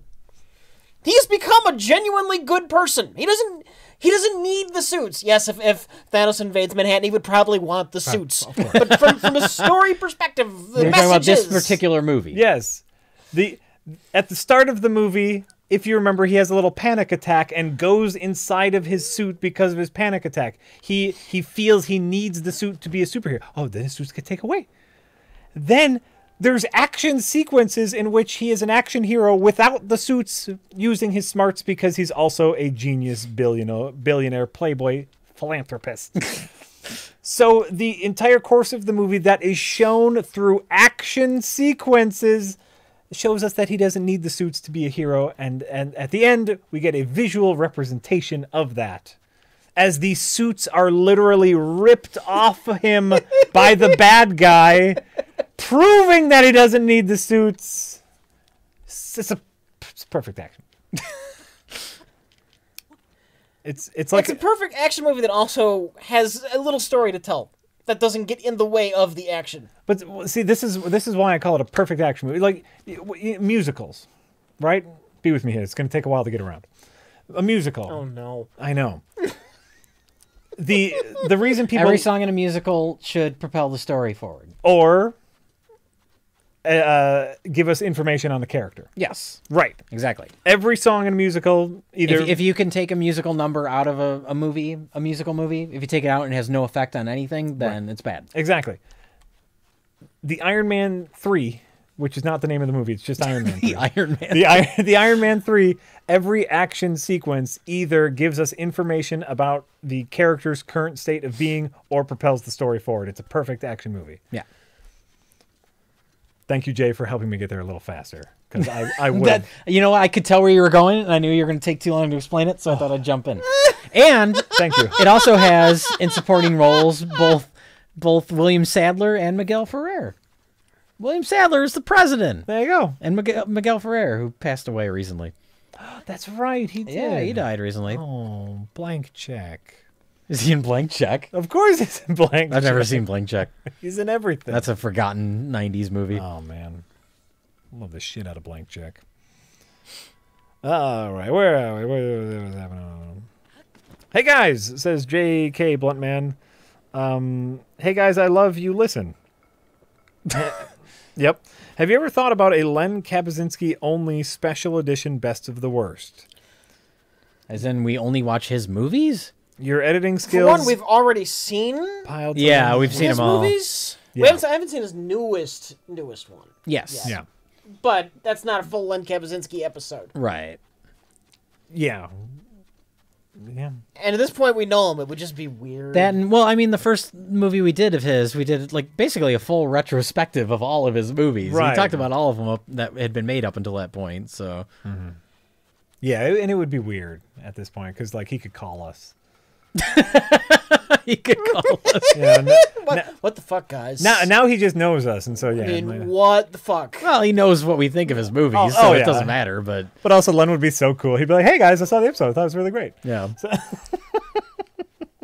which would be weird. Ox Baxter says, meant to ask in my last tip, have you ever watched any Doctor Who? I'm 44, been watching it since I was a kid in the late 70s. Curious if it's something you guys would enjoy. Thanks. The reboot, I want to say it happened 2012-ish. The new Doctor Who. Up until recently, I really, really fucking loved. Some amazing sci-fi fantasy stuff. Eccleston was my favorite Doctor. Blink is a fantastic... If you can only watch one Doctor Who episode, watch Blink. God, sorry. Go ahead, finish. And you should fall in love with it. It's fantastic. I only have the vaguest recollections of like the classic Doctor Who's, Yeah. the non-reboot Doctor Who's airing on PBS when I was very, very young. I used to air that on Channel 11. And I couldn't tell you much about that because I was just too damn young. I tried watching the reboot with what's his face? Who's the first one? That Eccleston. It was Eccleston. Excellent. I could not get into it. I tried. Yeah. Like, I watched the pilot, and it was something It's stupid garbage. about mannequins. It was Stupid garbage. mannequins taking over the earth. What? Very confusing, stupid garbage, And then bad everyone's enemy. like, no, yeah, it gets better. It gets better. It definitely gets better. I Absolutely. continually could not get into it. I honestly tried. I watched like 8 of them. Yeah? Yeah. All right. That's fair, because, like, for me, the first episode is called Rose, and it is a hot, stinking pile of garbage. It's the worst. Then after that, it slowly gets better, and I found it found its rhythm, and Eccleston was great, and then David Tennant takes over, who's the Doctor that everyone loves, and it just gets phenomenal. So that's all I got. But then later on, right around the time that the Angels take Manhattan, if you are a fan of Doctor Who, you know what I'm talking about, in which the Statue of Liberty comes to life and kills people, it just got a little too silly for me. Just tiny bit too silly. You can't turn the Statue of Liberty into a murderer. Right? But also it didn't make sense in the universe because the Angels, one of the greatest villains of Doctor Who, are a creature that can only move if you're not looking at it. And so if you keep When looking is somebody at it, not looking at the Statue of Liberty? that's the problem. Yet the Statue of Liberty was able to move. So it took this wonderful, creepy enemy, and the way they edited these episodes with the Angels, it was terrifying. It's great. And then they just turned him into a joke. Turned him into a goddamn joke. And I've never seen any episode of any version of Doctor Who ever. Yeah? Never seen any of it. That's fine. You're not a sci-fi person usually. Yeah. So yeah. If you're hurting for something, watch Blink, and it'll sell you on the whole series. Nee Blee says, you guys ever saw Lex? The Dark Zone? Pretty much just the pilot when it was called Tales from a Parallel Universe, and I loved it. Oh, okay. I think I saw a little bit of the show, just a little bit, and I wasn't getting into it for whatever reason. Okay. The Master 20,000 says, evening, you fuckers. First time tipper, long time viewer. 2 questions. Jay, have you ever gotten around to seeing The Wailing yet? I have not. That's one that it's intimidating because of the length. How long is The Wailing? I think it's like 2.5 hours or something, That's long. which is it's an investment. Yeah. Like, I don't know. Especially when you're like at home and you're looking at stuff, like scrolling through what's available. You're just like, oh, fuck. I watched Silence, and that's like 3 hours long, but that's also Martin Scorsese. So no, I have not watched The Wailing yet. It looks really good, but it's almost completely because of the length where I'm just not in the mood to sit down and invest that kind of time. I'm sure I'll get around to it eventually. All right. And would you guys consider playing Bullet Storm? It's a first-person shooter. Yes, I would consider it. Looks like a lot of fun. Yes, definitely. Ricketts47 says, I'm going to marathon watch all the movies you guys have watched on Best of the Worst. Wish me luck. You're going to die. A marathon? You're going to die. Dear God, no, marathon. If you value your life, don't do it. If you value your sanity, I beg you to reconsider. We could barely do it. It wasn't a marathon. At the end of watching 3, Yeah. Three's enough. Three's enough. Let's see here. Charlotum3 says, hey guys, just got out of a meeting with my filmmaking group.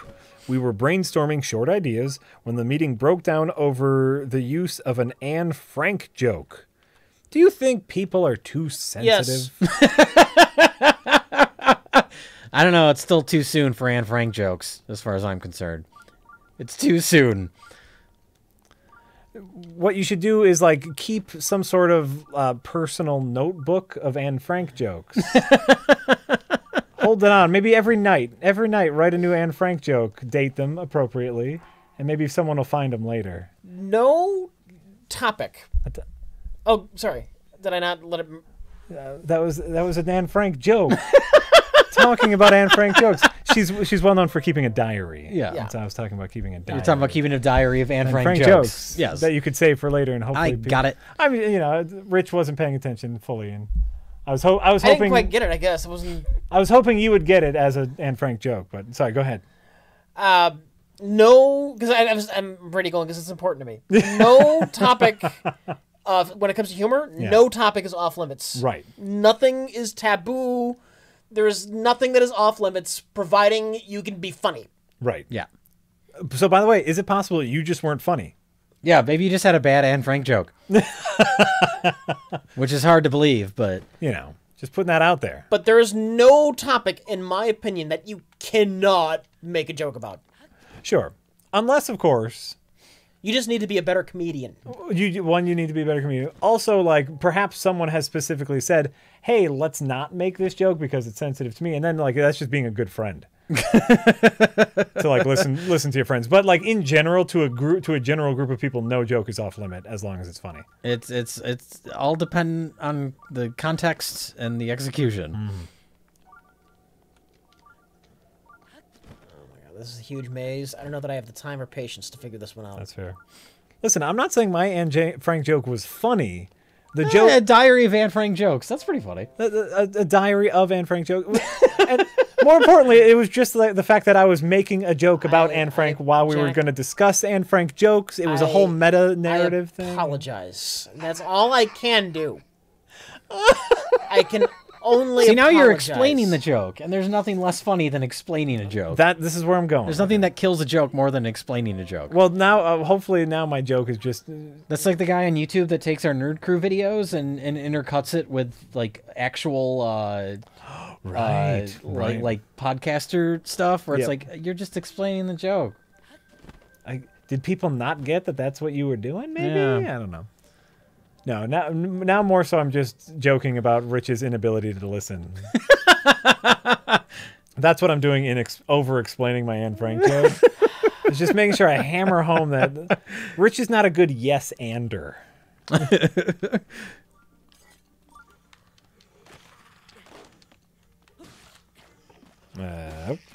not a classically trained improv comedian. I Jack. know, Rich. I know, and that's why I like to make fun of you. Over and over. That's all I got. That's the only thing I have over you. Jay says What? Lando was taken. If you haven't seen it, here's a link to Waxworks Babadook release. It's pretty awesome. Oh, I think I've seen pictures of that. They're making a statue? No, Waxworks is a record label, if that's what they're talking about. Oh, I'm okay. assuming it is. Oh, sure. I thought it was like Madame Trousseau's Babadook. A wax Babadook statue. It would not surprise me. Or maybe like a doll. Like a little, like, you ever see those intricate figures, figurines? There are labyrinths within labyrinths. Yep. I'm not going to do this tonight. This is too much. David in O People says, I love physical media, especially Blu-ray. Streaming technology doesn't have the same quality as physical Blu-ray. Also, Rich, What? That is true. can I have your comics if I pay for shipping? It would be a lot. There are a lot of them. I would love to see, and we're getting a little bit of it. I'd love to see digital media give us the extras, the commentary, the outtakes. They're starting to do that. It's starting to become more ubiquitous, but still not all the time. No. There's some I probably wouldn't want to get rid of. Your comic? Yeah, some I'd want to keep. It's all or nothing, Rich. Well, then no. Okay. Great. All right. Jay. Nope. Len Flakasinski says, I've been showing my little brother Lord of the Rings, and he loves them. Review for Lord of the Rings. See, that's a weird one because I don't think of that as being an older movie, but at this point it kind of is. Like, Yeah. and I love those movies. But they still feel so, like, current, and they're really not anymore. Yeah, that's fair. Because time moves differently when you get older. So, Jay, yeah, I guess eventually, maybe. well, I mean, we'll eventually we'll just talk about every other movie. Yeah. So yeah, it'll happen. Jay, what's your favorite couple from Lost? Mine is Desmond and Penny. I don't care about Lost anymore. Great. Lost to me is like Mass Effect is to Rich. I just don't care. They killed it. The They ending ruined killed it, for yeah. you? Oh, sorry. See, how could you not see that ending coming? It seemed like they had no idea what they were doing. Based, You based know on what? everything I've heard. Yeah. I kept the faith. It felt like they were very good bullshit artists. It felt like they knew what they were doing, and they were actually going somewhere with it. But it was all bullshit. No, they focused on the characters. which That's is all we bullshit, really though. care. What If is it was all about the characters, don't introduce all this mystery shit to begin with. the mystery shit was Pepper for the characters. We don't have any answers for this. It was all about the characters all along. This is how I feel about Why the Last Man, by the way. About what? Why the Last Man? I don't know what that is. Okay. It's a comic book series. Okay. Best first issue of any comic book ever. Yeah. Every mammal with a Y chromosome on Earth just ups and dies. Okay. Except for one guy and his pet monkey. Okay. One kid and his pet monkey. And you wonder, why the fuck did all the guys die? And it's never answered. Oh. We have a great premise, but we have no idea what to do with it after that. Oh. The closest thing they have to an answer is some jerk has a new agey theory that he's pulling out of his ass. Oh. It's like, no! Horse shit!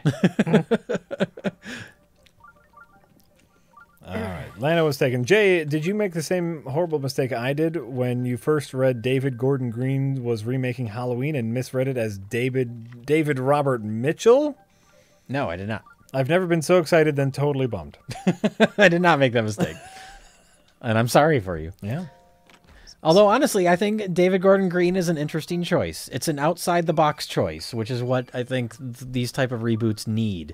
Because I'm sure the other guy you mentioned is the director of It Follows. Oh, okay. And It Follows is very, like, visually looks a lot like Halloween. Like, I'm sure he would make a very fine Halloween movie that would look like a Halloween movie.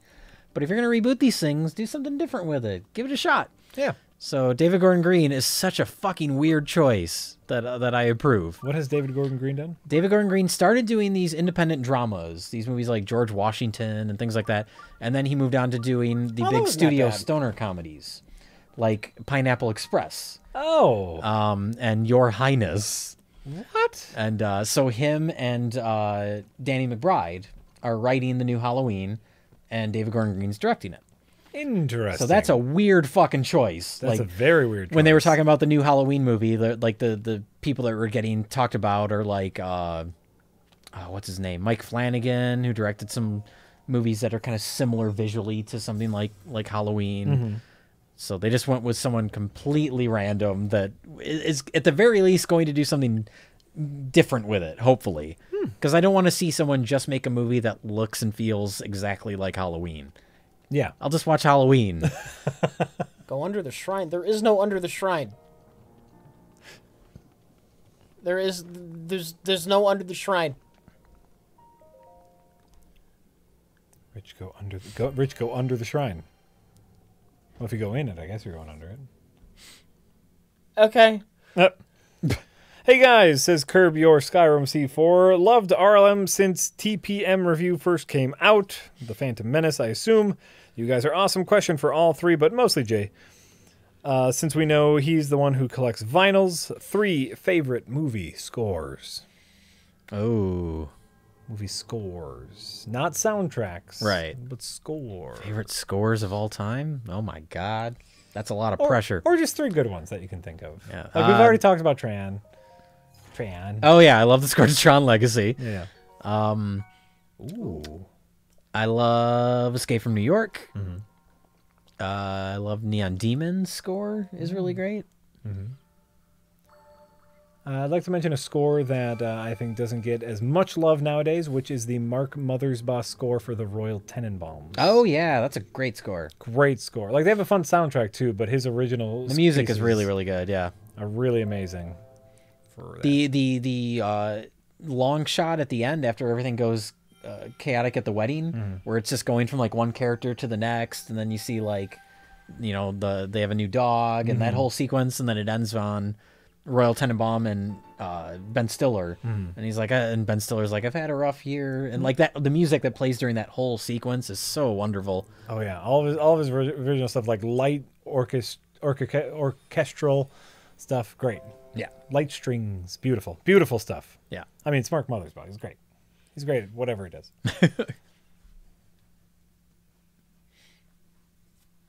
I'm gonna give a shout out to Beetlejuice as well. The score to Beetlejuice, the main theme that plays over the opening credits of Beetlejuice, is like the perfect way to set up the tone of that movie. That Danny Elfman, back when his scores were really distinct. Did he become Danny Elfman, like Tim Bertrand? Kinda, yeah. Danny Elftron. Yeah. Oh, Because there's nothing like I'll see a movie and then it'll be like score by Danny Elfman. I was like, oh, he did that. Like, there's nothing, you can't tell anymore. But Sure. some of those early, especially the Tim Burton movies he did, but Beetlejuice especially. Like, I love the score to Beetlejuice.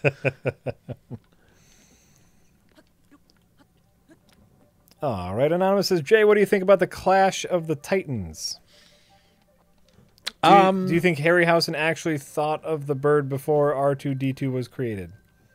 Oh God, I didn't even think about that. I don't know if No. there's much of a connection. It's just a robot bird. Why would It's you put a robot owl. bird in a fantasy movie that beeps? Does it beep? I honestly haven't seen that movie since I was a little kid. Kind of beeps. Okay, so he's an R2-D2 ripoff. Totally. Not Okay. know if it's quite a ripoff because it is a bird. But Sure. sort of inspired by Star Wars droids. Okay, I've not seen Clash of the Titans since I was a kid, so I don't know. I just remember being really creeped out by Medusa in that movie. Oh, Medusa was great. Yeah. All right, there is no Under the Shrine. You thinking about the other labyrinth where you go under and get the diamond thing? Yeah. As near as I can tell, there is no Under the Shrine here. I tried. Oh. Captain Blue 42 says, so someone who has recently seen Abraxas,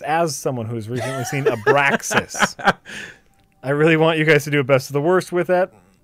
Also, the guy asking for you to do a best of the worst for the Pauly Shore was Pauly Shore. That made the earlier Pauly Shore comment funny. Yep. Abraxas starring Jesse Ventura. Abraxas has been on the cusp of being a best of the worst movie several times now. I think I'm the only one that's seen it before, but it needs to end up on best of the worst eventually. Okay. Well, you heard it here first, folks. Maybe if we don't get to it before I do my selection series episode, Ooh. I'll put Abraxas on there. Well, there you go. There you go. Anonymous says, Jack, you must know more about Tequila. Tia Tequila? Tequila. Search Tia Tequila FB Nazi. It's one of the most fascinating What? meltdowns you'll see. Why do people say things? She announced her controversial alien racial theories on Hitler's birth. What? Oh, so she says crazy things to try and keep getting attention? She's an attention-starved, former kind of 15-minute of fame celebrity? Oh, That's a shock. Oh, if I say controversial things about Hitler, People will still talk will about pay me. attention to me. Yeah. I haven't looked into this, so I don't know what he's talking about, but that's what it sounds like. I'm going to say that's exactly what it sounds like. Yeah. Don't give her attention because she's... Stop it. Yeah, just for what? Who cares what crazy things she says? Just ignore her. Just come on, guys. We're better than that. We can do better than this. We can be better. Death Metal 616 J, have you ever listened to Scandroid? One of my No. favorite synthwave artists. Scandroid? Scandroid. I will add them to the list I have of whatever that other thing was. Black Mountain Transmitter. Ooh, nice. Scandroid. Yeah. All right. All right, Super Scatsman says, have you ever thought about doing a top 20 B movie list for Best of the B? I just watched Toxic Avengers yesterday and thought it was amazing. I want to know other B movies you would recommend. List show, Jay. List show. No. You want to do a list show? No list show. Great. I'm sure we'll get to some of these movies on review at some point. Mm-hmm. We can do B movies on review as long as they're good. I thought review you could just talk about whatever you wanted. Exactly. Yeah. It's so funny. Every review, there's always comments. Like I saw it on your Demolition Man one because Rich had critical things to say about Demolition Man. Yeah. There's always the comments that were like, I thought review was just for movies they love. Even though the very beginning of the first episode, we say that that's not the case. Anytime we do a movie where, like we did Independence Day, Yeah, I thought this is only for movies that they love. No! Just because I criticize aspects of Demolition Man does not mean I hate the movie. No. How many times did I say that was like one of my favorite science fiction premises ever? Yeah. You had very positive things to Doesn't say matter. about You it. have negative things to say, and review is apparently has been decided by other people that it's only for movies that we can gush over, and not say anything else about other than that it's great. Yeah. Somebody decided that. Somebody decided what Somebody your- that doesn't what make the your show should decided be? Yeah, that. yeah. Yeah. No, reviews for whatever we want to talk about, as long as there's something to say. I don't know how this puzzle works. Oh, it's a diamond inside a diamond. So drop it like right, turn around. That's what I'm thinking. Like right there. Probably needs to be a little bit closer. A little bit tighter diamond. Yeah. Okay. There you go. There you go. All right. Anonymous says, hey guys, I'm new to the stream. Who are these two? Okay. Shadow Elite 5 says, don't you guys ever talk crap about DC movies? Don't you guys ever talk crap about DC movies? Batman vs. Superman was a great film. The new Justice League looks too intelligent, and Zack Snyder knows what he's doing. Just fucking with you. These movies are crap. Yeah, we do. All the time. This time it's Lupus. Thank you for your tip. I appreciate the tip. I get I'm sorry you put Jack in a sour mood. Jack's a sourpuss? the one before that put me in a sour mood. The one that I decided not to read. Okay. And we've had too much fun talking about good movies tonight to me start thinking about Batman versus Superman. This time, Lupus, I'd love a best of the worst, starring Freddie Williams, Colin, Jim, Max Landis, and Len Kabaczynski. It's almost impossible to make happen, but still. Could you imagine that? Like a guest-only best of the worst? A guest of the worst? Would that work? That would not work. I have It no would not idea. work. It would have to be like an April Fool's Day video. There's no way we could logistically get them here all at the same time, right? Yeah. They're different countries spread out throughout America, so we'd have to find a way to film it in such a way where, like, oh, we'll film Colin. Could be fun. Could be fun. Daniel from SL said, love you guys. I normally don't buy Zelda games, but after your review, I immediately bought it. Immediately bought it my PC. Here's a pro tip. When you get to higher levels, get the Pyrite. It's all right with me. Okay. What about the PC? I don't know. I think he bought it for his PC, which I don't think you can do. Unless those emulators are up and running. But I don't know. Well, then you didn't buy it for your PC. Oh, snap. Then you stole it for your PC. Jack needs new glasses. I know. I'm just. It's getting late and I'm getting tired. So my eyes are tired. And I'm I have no idea where this other I'm furry just fountain thinking is. to myself, I rode my bicycle here. I know. I gotta ride my bike back. I know. We got to think about wrapping it up. I understand. That's the other part of riding your bike because the weather was so nice. I rode my bike here, felt great. I understand, but I do not know. But now I have to ride my bike back home. We told you. Huh? We told you. No, I mean I knew I had to ride my bike back home, but now I'm thinking about it and going, oh, that's gonna suck. But you know what? It's gonna be fine. You were forewarned. Forewarned? Yes, you were forewarned, Jack. I was forewarned. You were forewarned. Yep. So he has, All yeah, the he has worms. parasites, but it's just four worms. Just 4 of them.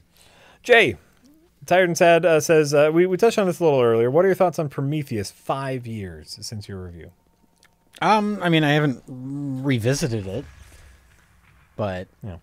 I think I saw it once after we did it for the show. What about all those Prometheus sequels? Well, they're not Prometheus sequels. They're Alien prequels. What about all of them? Are they making them? Are they doing them? Is the new Alien Covenant? Is that a prequel? It's a sequel to Prometheus and a prequel to Alien. Oh Jesus! Because that's where we're fuck. at. Yeah. It's both. Like, I'll stand by Prometheus. Alien Covenant is oh, no one liked Prometheus. I need to make something that's more directly alien related. That's exactly what that is. It needs to have alien in the title. Yeah, it needs to have alien in the title. Yeah. Is he gonna invalidate the alien queen in the movie? Is he gonna have the scene? I would doubt he'll invalidate it. No, he'll try and have it, be within continuity. Mm-hmm. But we won't get to the Alien Queen until the third or fourth new Alien movie that he makes. Or Covenant will just be all alien queens. Because fuck it, man. Yeah. He's old. He might die at any time. He needs to get it out of his system. Prometheus has one of the best horror sequences in recent memory. The C-section? The C-section yeah, sequence that's great. Is fucking amazing. It's really, really good. I mean, there's lots of good stuff in the movie. Yeah. Like, visually, it looks fantastic. Yeah. But that C-section is also the exact point that the movie stops being at least arguably good. Yeah. After that, there's characters making falls. stupid decisions earlier in the movie than that, but it's like, whatever. I can forgive that. Yeah. Yeah. I agree.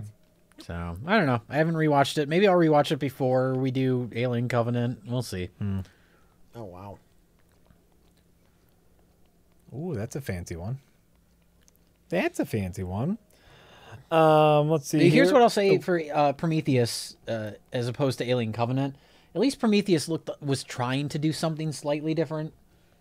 Alien Covenant looks like it's Alien again. Yeah. Okay. That's it. That's all I got. No, that's fair.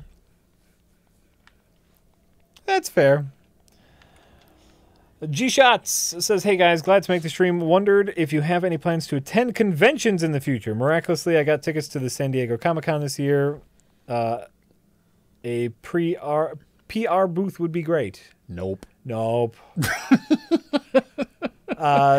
not a lot of time for that, and Rich doesn't like flying.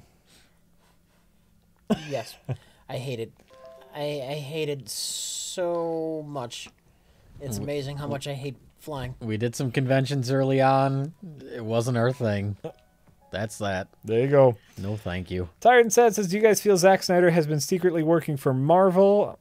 How can one director fuck up I made that joke every like key area after what, time 4 after- weeks ago? 5 weeks ago? It was a fine joke. It's a fine joke. Now you're fucking stealing it. On our stream? Yeah. The joke you made up on our stream, they're taking on as their own on stream. The joke was that Zack Snyder is secretly working for Kevin Feige, and after he destroys the DC cinematic universe, he will get to make whatever Marvel movie he wants. Ah. And it will be really good. And it was hysterical Yeah, when so- I came up with it. That was a great bit. We had a good laugh. Should make a Twitch highlight of that, so everyone will know it's ours. If we could find it. If I can find it.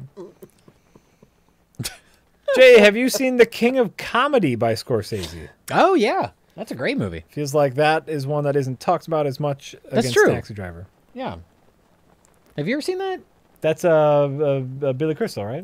No. It's De Niro and Jerry Lewis. And Sandra Bernhardt's actually really, really great in it. I don't know if I have seen that one. It's really good. I haven't watched it in a long time, but yeah, that's a quality movie. That's a really great De Niro performance that no one talks about. And I guess it's a Scorsese movie that not a lot of people talk about, but yeah, it's good stuff. Well, there you go. I should rewatch it. Yeah. I haven't seen it in a while. I mean, any excuse to watch a Scorsese movie. Yeah, that and After Hours. That's another Scorsese movie that no one ever talks about, starring Griffin Dunn. That one's really good too. Scorsese. He makes the best films. That's why King Missile wrote a song about him. Okay. It's still true. That song is like 20 years old, and it's still true. You tweeted that recently, and I listened to that, and I just said, "Oh, King Missile, I missed you. I miss King Missile. King Missile. Detachable penis." What? King Missile wrote a song about a detachable penis. It's called Detachable Penis. It's great. Have you ever heard their song, their quote-unquote song, The Commercial? I don't know if I have. When I used to do radio at Beloit College, we would try and play the commercial almost every episode we did. If you're listening, look up The Commercial by King Missile. Just look up King Missile. Look up King Missile in general, yeah. Look Although up- I don't know if I know too many songs aside from the Martin Scorsese, The Commercial, and Detachable Penis. You probably know Bitchin' Camaro. Oh, that's right. They did Bitch and Camaro. Everyone Wait, no, knows Bitch and Camaro is the Dead Milkmen. Oh, is that the Dead Milkman? That's Dead Milkman. I always Yeah, thought that sounds very much like the King Missile. Yeah, no, that's Dead Milkmen. Oh, okay. Well, shit. I've had that wrong all these years. Yeah. Well, shit. Titan says, Jay, would you consider Logan to be the best comic book film ever made? No. I mean, it's a great movie, but I when I think of comic book movies, like, I don't know, like finding that balance of like goofy comic book superhero-y stuff and actual character stuff, I think for me it's probably still Spider-Man 2. Ooh. Really? really, Spider-Man really- 2 even. Yeah, what? Yeah. So Spider-Man 2, you go back that far. Yeah, I think so. You know, I think I'd agree with you. Finding just the perfect balance of like, you know, taking the character seriously but still being goofy and comic booky. No, Like it's- Logan, like, I mean, yes, it's a comic book movie, but to me that works better as like a dramatic movie than it does as a comic book movie. You know? no, Spider-Man 2 is also one of the truest adaptations of Spider-Man, where most of the movie is just about relationship drama with Mary Jane. Yeah, and it's just him getting shit on. It's just him fucking up because he's Spider-Man. That's classic Spider-Man. Yeah, and it's got some great Sam Raimi moments. Yep. I really like Spider-Man too. You know what, Jay? That's an excellent choice I think so. for best comic book adaptation. Excellent choice. Good villain. Good, and you know what? The CG and the fight sequences were pretty all right. Yeah.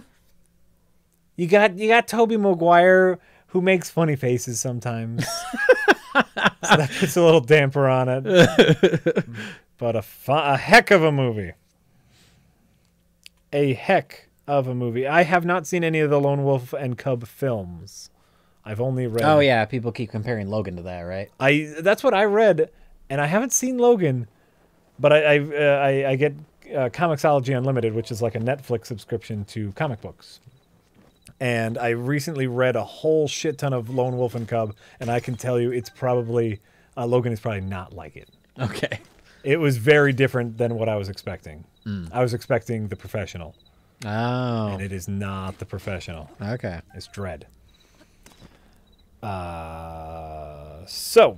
But I hear the movies are really good. The old Lone Wolf and Cub movies. So we'll see. Where are we? Oh my God! You guys, stop! You have to stop tipping. Save it for next time. Waiting it out says Jay. Have you talked about Bronson? Oh yeah, Bronson. That's a Nicholas Winding Refn film. Tom Hardy. Oh, did he make that? Yeah. Oh, Yeah. interesting. Tom Hardy is fantastic in that movie. I remember very little except for that performance. Yeah, Yeah. Well, that's the movie. Is his performance. scary as hell. Yeah.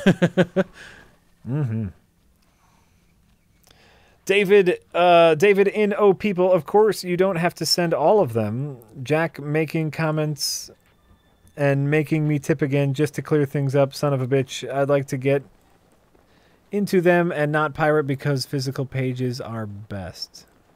David, the conversation is so far gone, I don't even know what you're talking about. I'm so sorry.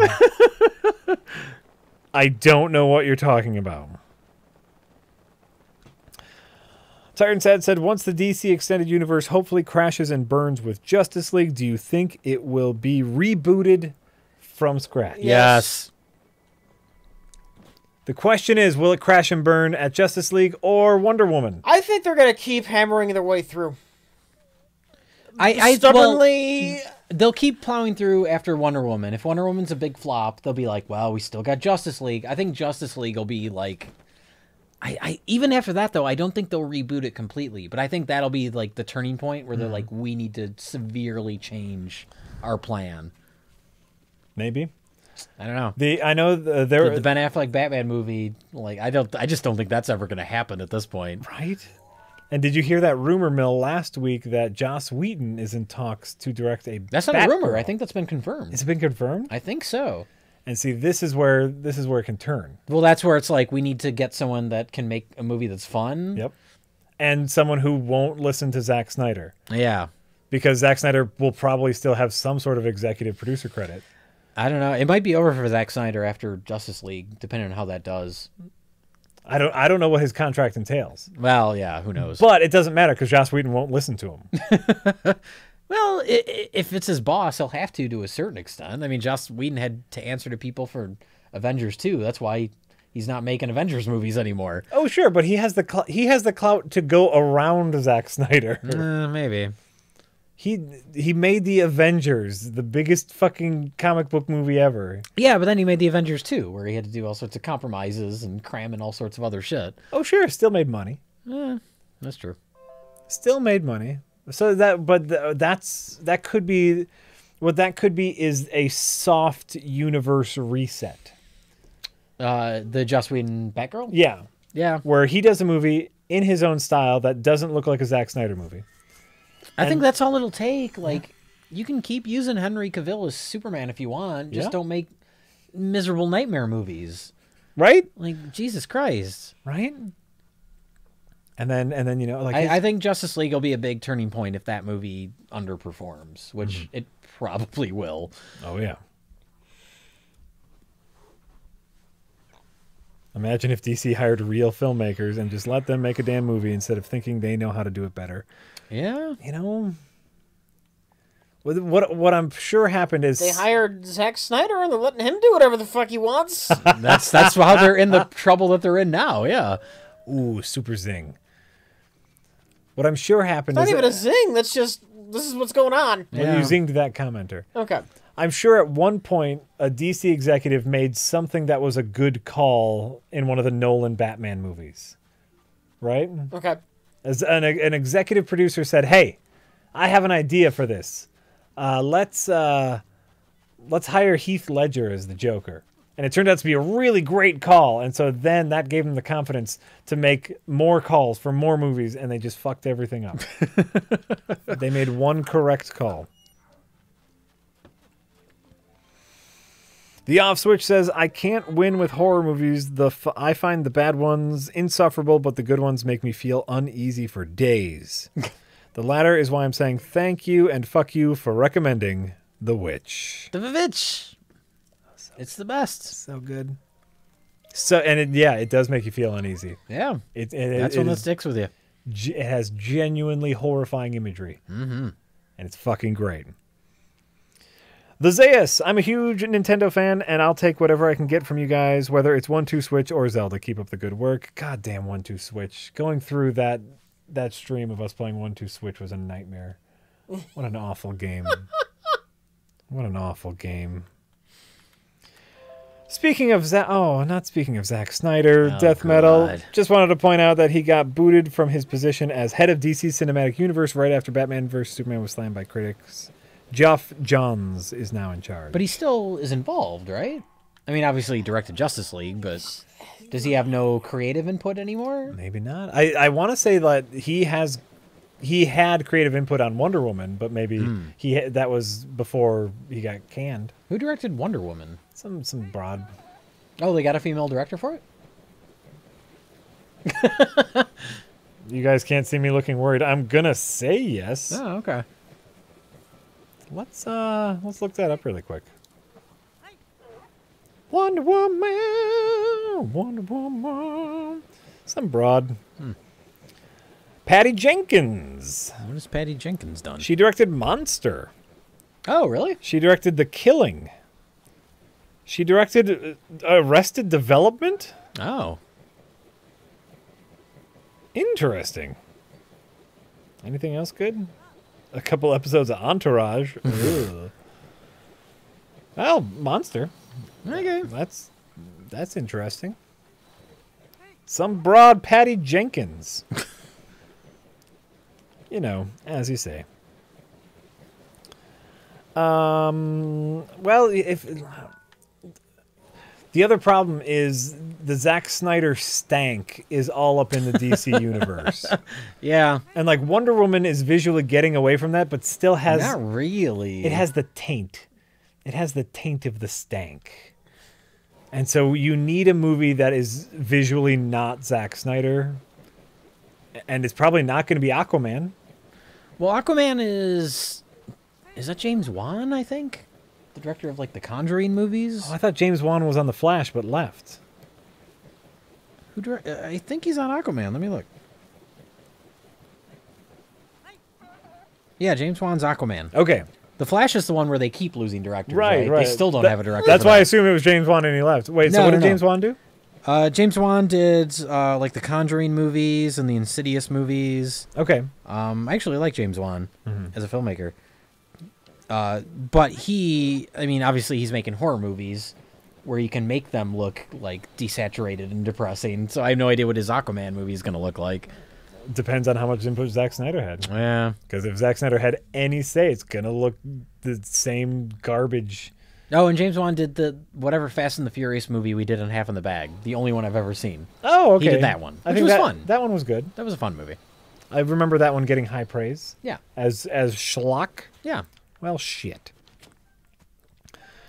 Anonymous says, Firewatch question plus J question equals the creators of Firewatch, Campo Santo, are selling their soundtrack on vinyl.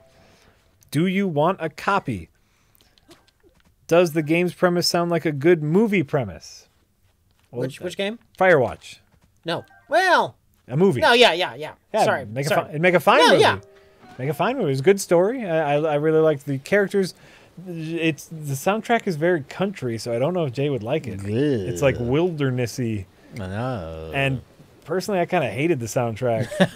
That was one of the first things I did in the game was turn that all the way off. Yeah. Because it was annoying. You'd be walking through the wilderness and just kind of taking in the sights and enjoying the atmosphere, and then all of a sudden some asshole with an acoustic guitar would start playing some asshole song. No. Oh, I hated it. So I'm gonna say don't send it because we probably won't listen to it. But I know they were in talks to make it a movie, and to me it already exists as a narrative. So what's the point? All you would do is cut out a couple hours, which Richard might like, but it's fine. Tired and Sad says, Jay, what do you find more shocking, Mike's approval of Jurassic World or his unironic love for the work of Rennie Harlan? Probably Jurassic World. He liked Jurassic World. He liked Jurassic World. Unacceptable. Unfucking acceptable. Yeah, I mean Rennie Harlan makes like generic action schlock, like whatever. But yeah, Jurassic World's just not very good. It's not. It's not good at all. Yeah. It's unacceptable that he found any enjoyment in that. Oh, look at that. That's cool.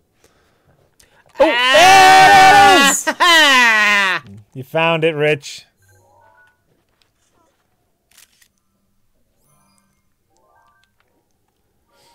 You found the Great Fairy Fountain. If you can get there. Come turn, you sand walrus. All right, let's see. What we got? Sunshine, your penis? I don't know. Hey guys, sunshine up your anus. Oh, there you So go. I was pretty close, by the way. Hey guys, made an account just to pitch a best of the worst, fourth of the worst special with Superman 4, The Quest for Peace, Jaws the Revenge, and Three Ninjas High Noon at Mega Mountain. Is that the fourth Three Ninjas movie? Apparently, thanks for the laughs. That would suck. That would be a sucky day. Poop Dick 5079 says, hey guys, Jay, thanks for recommending Society in the 1977 horror movie House. House.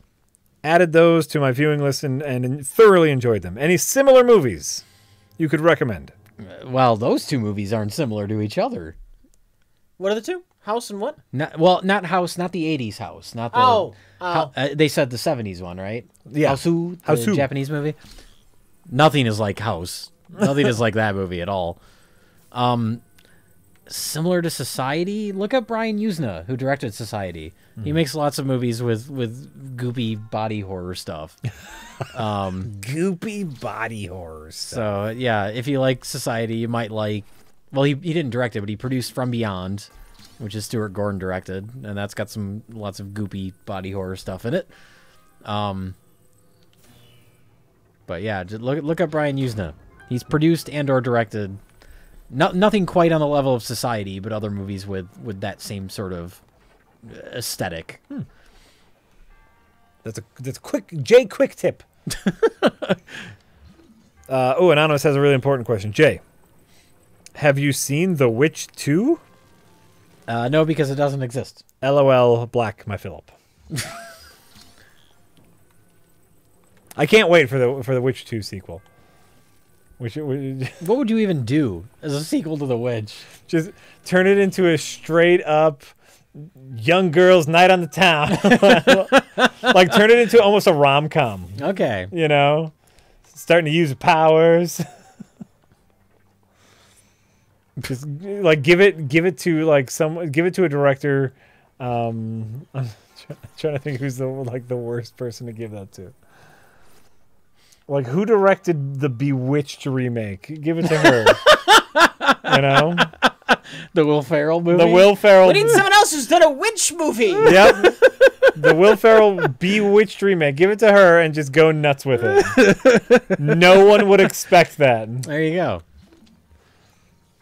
Tyron said, Jay, I had asked Jack and Rich this before, but what are your thoughts on the importance of continuity in a film's franchise's canon? X-Men, Star Wars, Alien, etc. are all inconsistent with mixed results. Yeah. Which are inconsistent? Well, Terminator. I mean, so many franchises are inconsistent. Yeah. If it's a good concept or a good story or a good series, I think it's very important. If it's Friday the 13th, it's more entertaining if continuity is out the window. Yeah. That's the difference. That's pretty fair. I appreciate in a good series when there's strong continuity, but it seems to happen so rarely. Mm-hmm.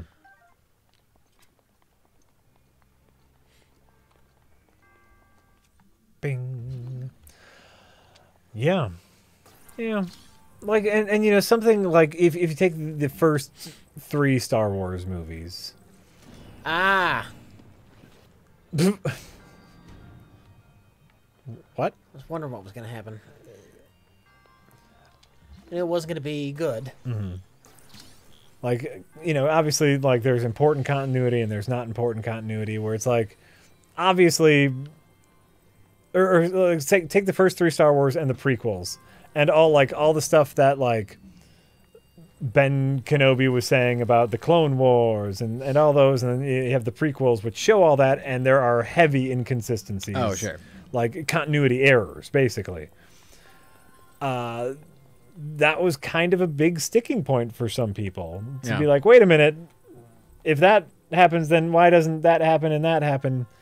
And then you have the polar opposite, which is something like fucking Rogue One, which is anal about how consistent they want to be to the point of they're inserting CGI characters of people. Yeah.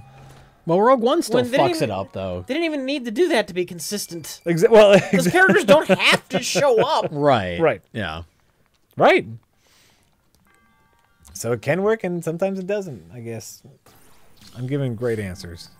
Well, and then Rogue One ends with, like, you know, Darth Vader shows up, and he's fucking everybody up, and then it ends with them on the same ship that A New Hope starts at. Right. And then he goes up to, in A New Hope, he goes up to Princess Leia, and she's like, I don't know what you're talking about. I'm on a diplomatic mission to Alderaan. And Vader, like, based on what you know in Rogue One, he's like, no, you're not. I just saw you. I just watched your fucking ship take off from that planet we were Yeah. all on together. Remember, we were just on the planet. Yeah. Also, why was your ship on the planet?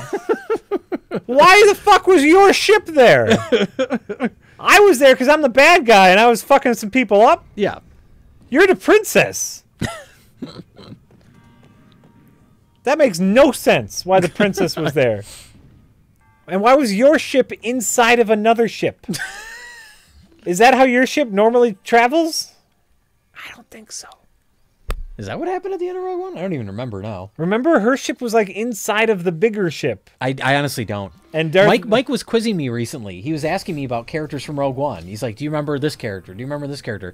And he said one of the main characters, like a pilot or something. Yeah. And I legitimately did not remember this character. Yeah, I and it's believe- one of the main characters. I would absolutely believe that. They're incredibly bland. Yeah. But no, remember that scene where Darth Vader turned into like a murder monster? Yep. That was Which is very consistent, speaking of continuity. Very consistent with the original films. like, I get it. He's supposed to be a badass, and we never see him be a badass, but also he has a bit of subtlety and class to him, or he's supposed to. Yeah.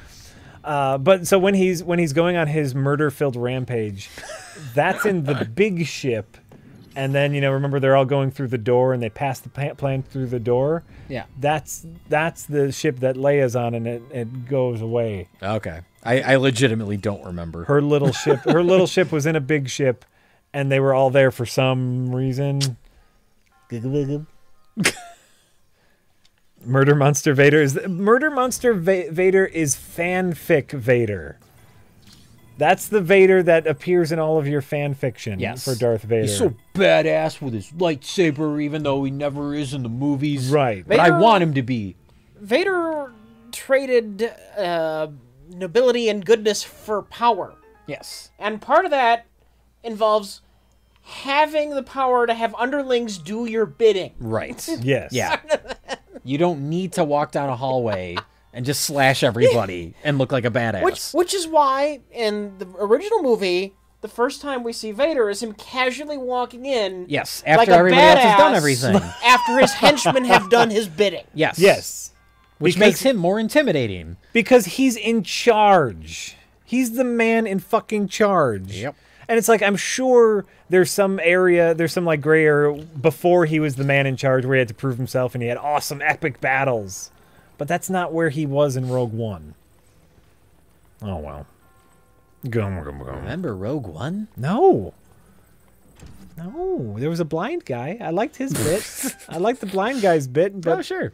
it was also inconsistent because he did like cool ninja kung fu moves, laser dodging at the beginning, but then at the end he just walked. Where were those cool ninja moves when you went to go flip the switch, man? I thought you Then he just walked. he just walked. You're supposed to have cool ninja moves. Remember when you did that? David in Oh People. Jack, Rich, send me the comics you don't want. I'll pay for it. Oh, sorry, David. Is that what we were talking about before? I've tipped so much, you guys can buy 2 copies of Injustice. Well, we might play it. I prefer physical comics, but I'm scared of my local comic shop. Don't be. They might be nice. Buy stuff from them. Go They're in. usually not jerks. Usually. I've had some bad experiences, but you know what? Go in there and meet them. Hey, I like comics. Can I buy comics from you? And they'll go, yeah. That'd be Like, great. yeah, nobody ever comes in here anymore. It's dying. The business is dying. Please We'll take what we can get. We'd love for you to buy Even comics. you. Yeah. Would you also like this overpriced statue of Wolverine? Right. It's Wolverine in a bikini. We think it's 2 statues that got merged. We don't quite understand it, but it's Wolverine and he's got big fucking tits. It's great. People love it. People love looking at it. Daniel from SL. This is it. This is the last tip. We finally caught up on tips. All right. Opinions on Under the Skin. Good, but too drawn out, right? No, just good. That's the Scarlett Johansson. Scarlett movie. Johansson, yeah. I've heard really great things. I haven't gotten around. It's to a seeing it. wonderful movie. Oh, man. That's another one that I think you may find boring. I think Okay. a lot of people find that movie boring, but that's another one where I'm just like sucked in by the atmosphere and Okay. the look of it. If it's done right, that's all I care about. I think it's great. I think it's a wonderful story. I think it's well executed. Mm-hmm. I really like that movie a lot. Under the Stranger Things ripped it off. Tip's been cut off. If you keep tipping, we've hit the cutoff. We're done. I can't believe we've gone this late. I was gonna say it's getting late. You know, we've had a lot to chat about. I'm tired. Ooh, look at that bitty. I love the giant drag queen fairies. Look at them. Look at them. I love how they did the fairies. Jesus Christ, is that how long we've been streaming? This might be the longest stream we've ever done in a while. How long has it been? Uptime is, we're at 5 hours. Oh, really? God. Cut it off. Cut it off. 5 fucking hours. Do you want to skip what they said and just read the names? That would make the names go quicker. No, they said a thing. If I love the giant drag queen fairies. That's right, Sarah Chen. I love the giant drag queen fairies. They can't be drag right. queens because I believe they actually they're not cross dressing. How do you know? Oh no, I know they're not cross dressing. I'm making some assumptions. The timbre of their voice when they laugh. When's the last time you saw a drag show, Rich? You'd be surprised. What I'm saying is the general look of them. It looks like something out of RuPaul's Drag Race. I get it. And if you watch that show, it's fine. It's a fine show. Okay, hey, this is the point of the stream where we thank all the people that subscribe to us during the stream. Much like Encephalopathetic, who says, "Oh my Gorb," month after month. This new subscriber who has subscribed to us for 12 months in a row says, "Jack, please demonstrate your erotic pop and lock skills for us." There's a whole video dedicated to that. Zats says, "Half a year with the frauds and the dicks." The Nacho Ninja, welcome. Oh, bother, who has subscribed to us for 23 fucking months in a row. Oh, bother says, "Just got a physical copy of the game. Licked it. Worth it." That's true. Oh, I forgot about that. yeah. All of the Switch cartridges are coated with a bitter tasting thing to make sure kids don't eat them. Is that the reason why? Yeah. Oh, okay. Because they're very small. Because I heard about that, and they were saying, like, I saw articles about how the games taste bad, and I was like, well, why are people tasting them anyway? This is the problem. Nintendo was like, we're worried about kids licking them, but only adults have bought it, and they just want to put them in their mouth because they put the tasting agent on it. Yeah. Nintendo has caused more people to put these in their mouth than they have protected. Uncle of Lies says, "Next year comes early this year, gents." Oh yeah. Favorite customer says, "Double digits dogs." Beer Coaster says, "I like cars. What's a car you've really liked Mine. or disliked?" We got it. Strange question. I don't have much to add about cars. Here's my car tale. For a while, I drove a Ford Explorer that was a manual transmission. Yeah. And even though it was always a pain in the ass to drive, I really miss my manual transmission. I love driving manual. Yeah. Because it feels like you're in control of the car. More Right. so than with an automatic. Yeah. Longer road trips would usually become a little tedious. Yes. Lot of but, movement. like, for city driving, Yeah, it loved was it. great. Loved it. Loved it. Agreed. So I miss my manual transmission. And it was great because no one could ever borrow my car. Yes, that's true. And it was like an SUV. It was like, and so they would always want to borrow my car, and I'd be like, "Oh, sure. Can you drive stick?" Oh, fuck right off. Yeah. Yeah. Ink 105. Welcome to the subscribers. Double Papa. Welcome. Lloyd Beats for 31 fucking months in a row. Lloyd Beats says, "Black Phillip is my spirit animal." Guys got to see The Witch if you haven't seen The Witch. Black Phillip. Medav Elvin says, happy birthday to my friend Blind Scotty, the world's best blind electrician on YouTube. What? I have so many questions. Blavad says, 7 ultra titty motherfucking cot sucking piss cum guggling son of a bitch ape face cock dick nose months in a row. Biff Opotamus for 34 fucking months in a row. Semi-competent. Welcome. Duis Maximus, Alien of 7, says, hey, Rich, I just finished MEA. Remember ME1 when you saved the galaxy and felt like a total badass? Yeah, it wasn't like that. Yeah. Rich is done talking about Mass Effect. You have no idea how done. Just putting that out there. Sven Gali says, Bumbly Tiddly Itcher. You guys rock so hard. You guys are rock hard. Oh, yeah. We Macho Man. Etine Zen, welcome. Goose Festery, Skeevy Ray, Bungadug for 31 fucking months in a row. Bungadug says, I want that pic of Jay posted for every stream, even if he's not present. The other camera is not working. You guys might have known we did something to the other camera. So I just Google searched Jay Ballman. That was the number 2 picture. So we could get a picture of him.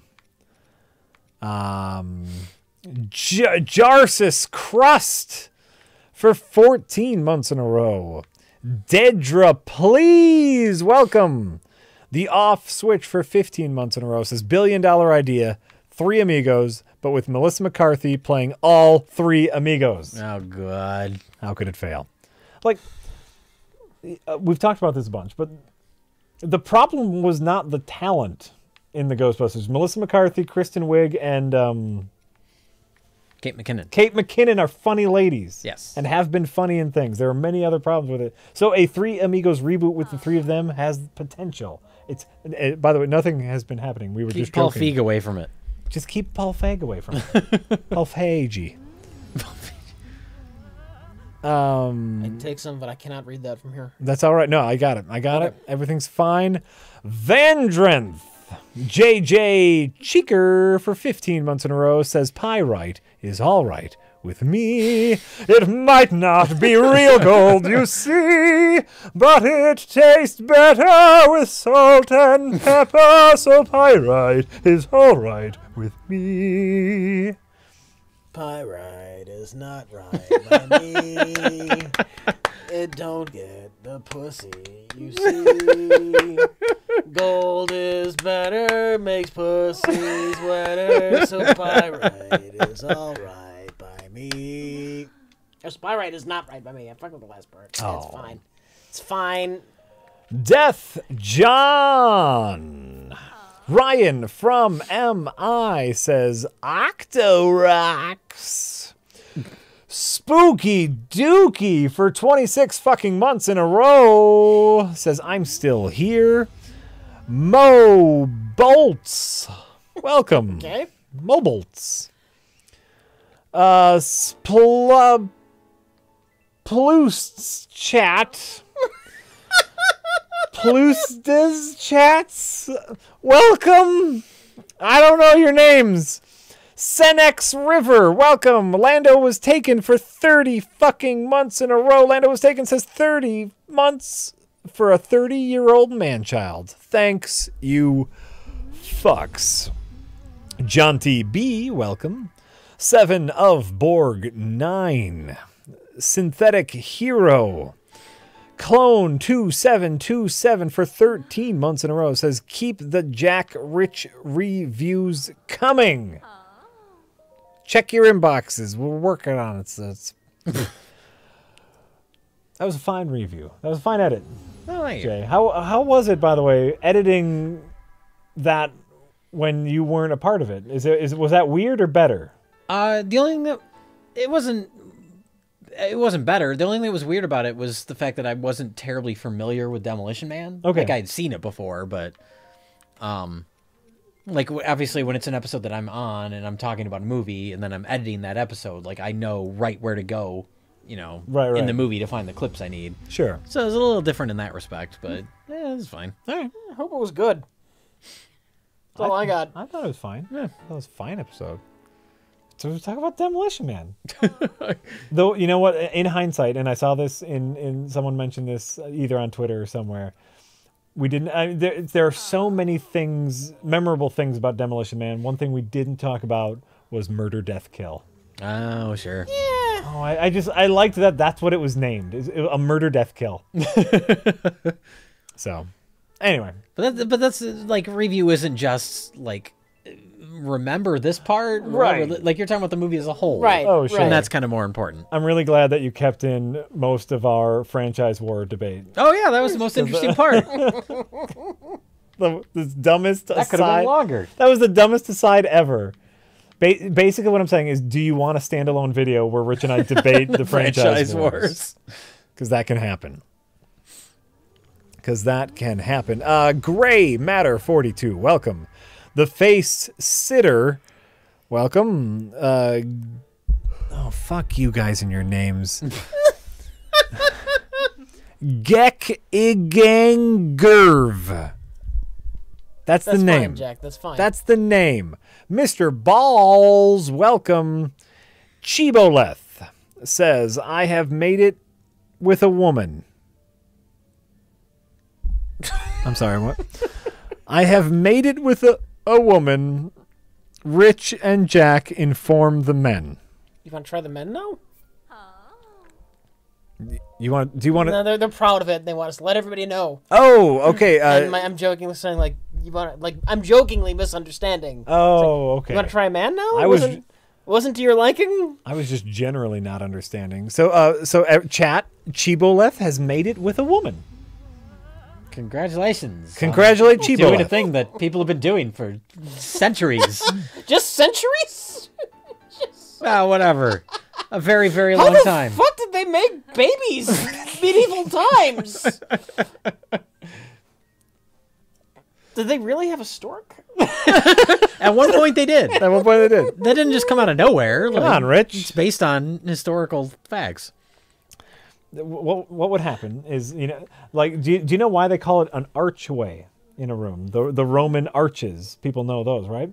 Sure. What would happen is, a woman would stand on one side and rub her genitals on the archway, and a man would stand on the other side and rub his genitals on the opposite archways with their backs facing each other. I really wish we could hit the end stream button right now. Then what would happen is the power of their genital rubbing would actually vibrate the bricks to the point, sending the signal to the stork. And then a stork would bring a child, but only if they rubbed their genitals hard enough on the columns. They should have just had sex instead. Well, Did it not exist then? decades later, they figured out a much better way to do it. Okay.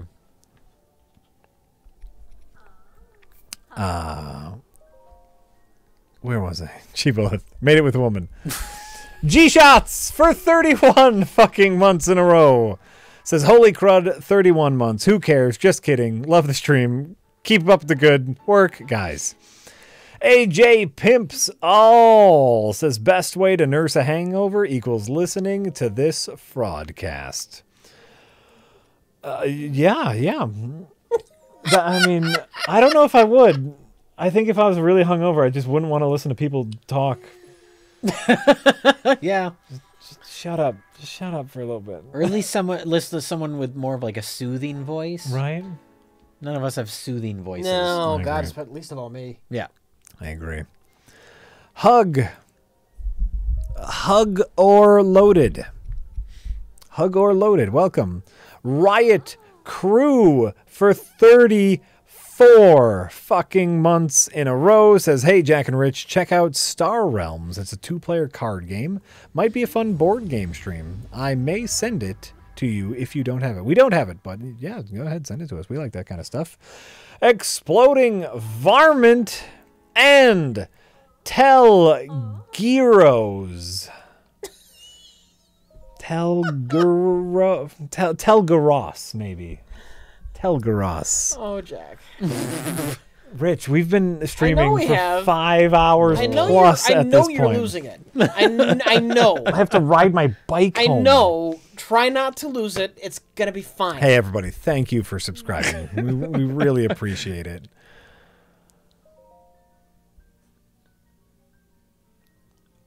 The real thing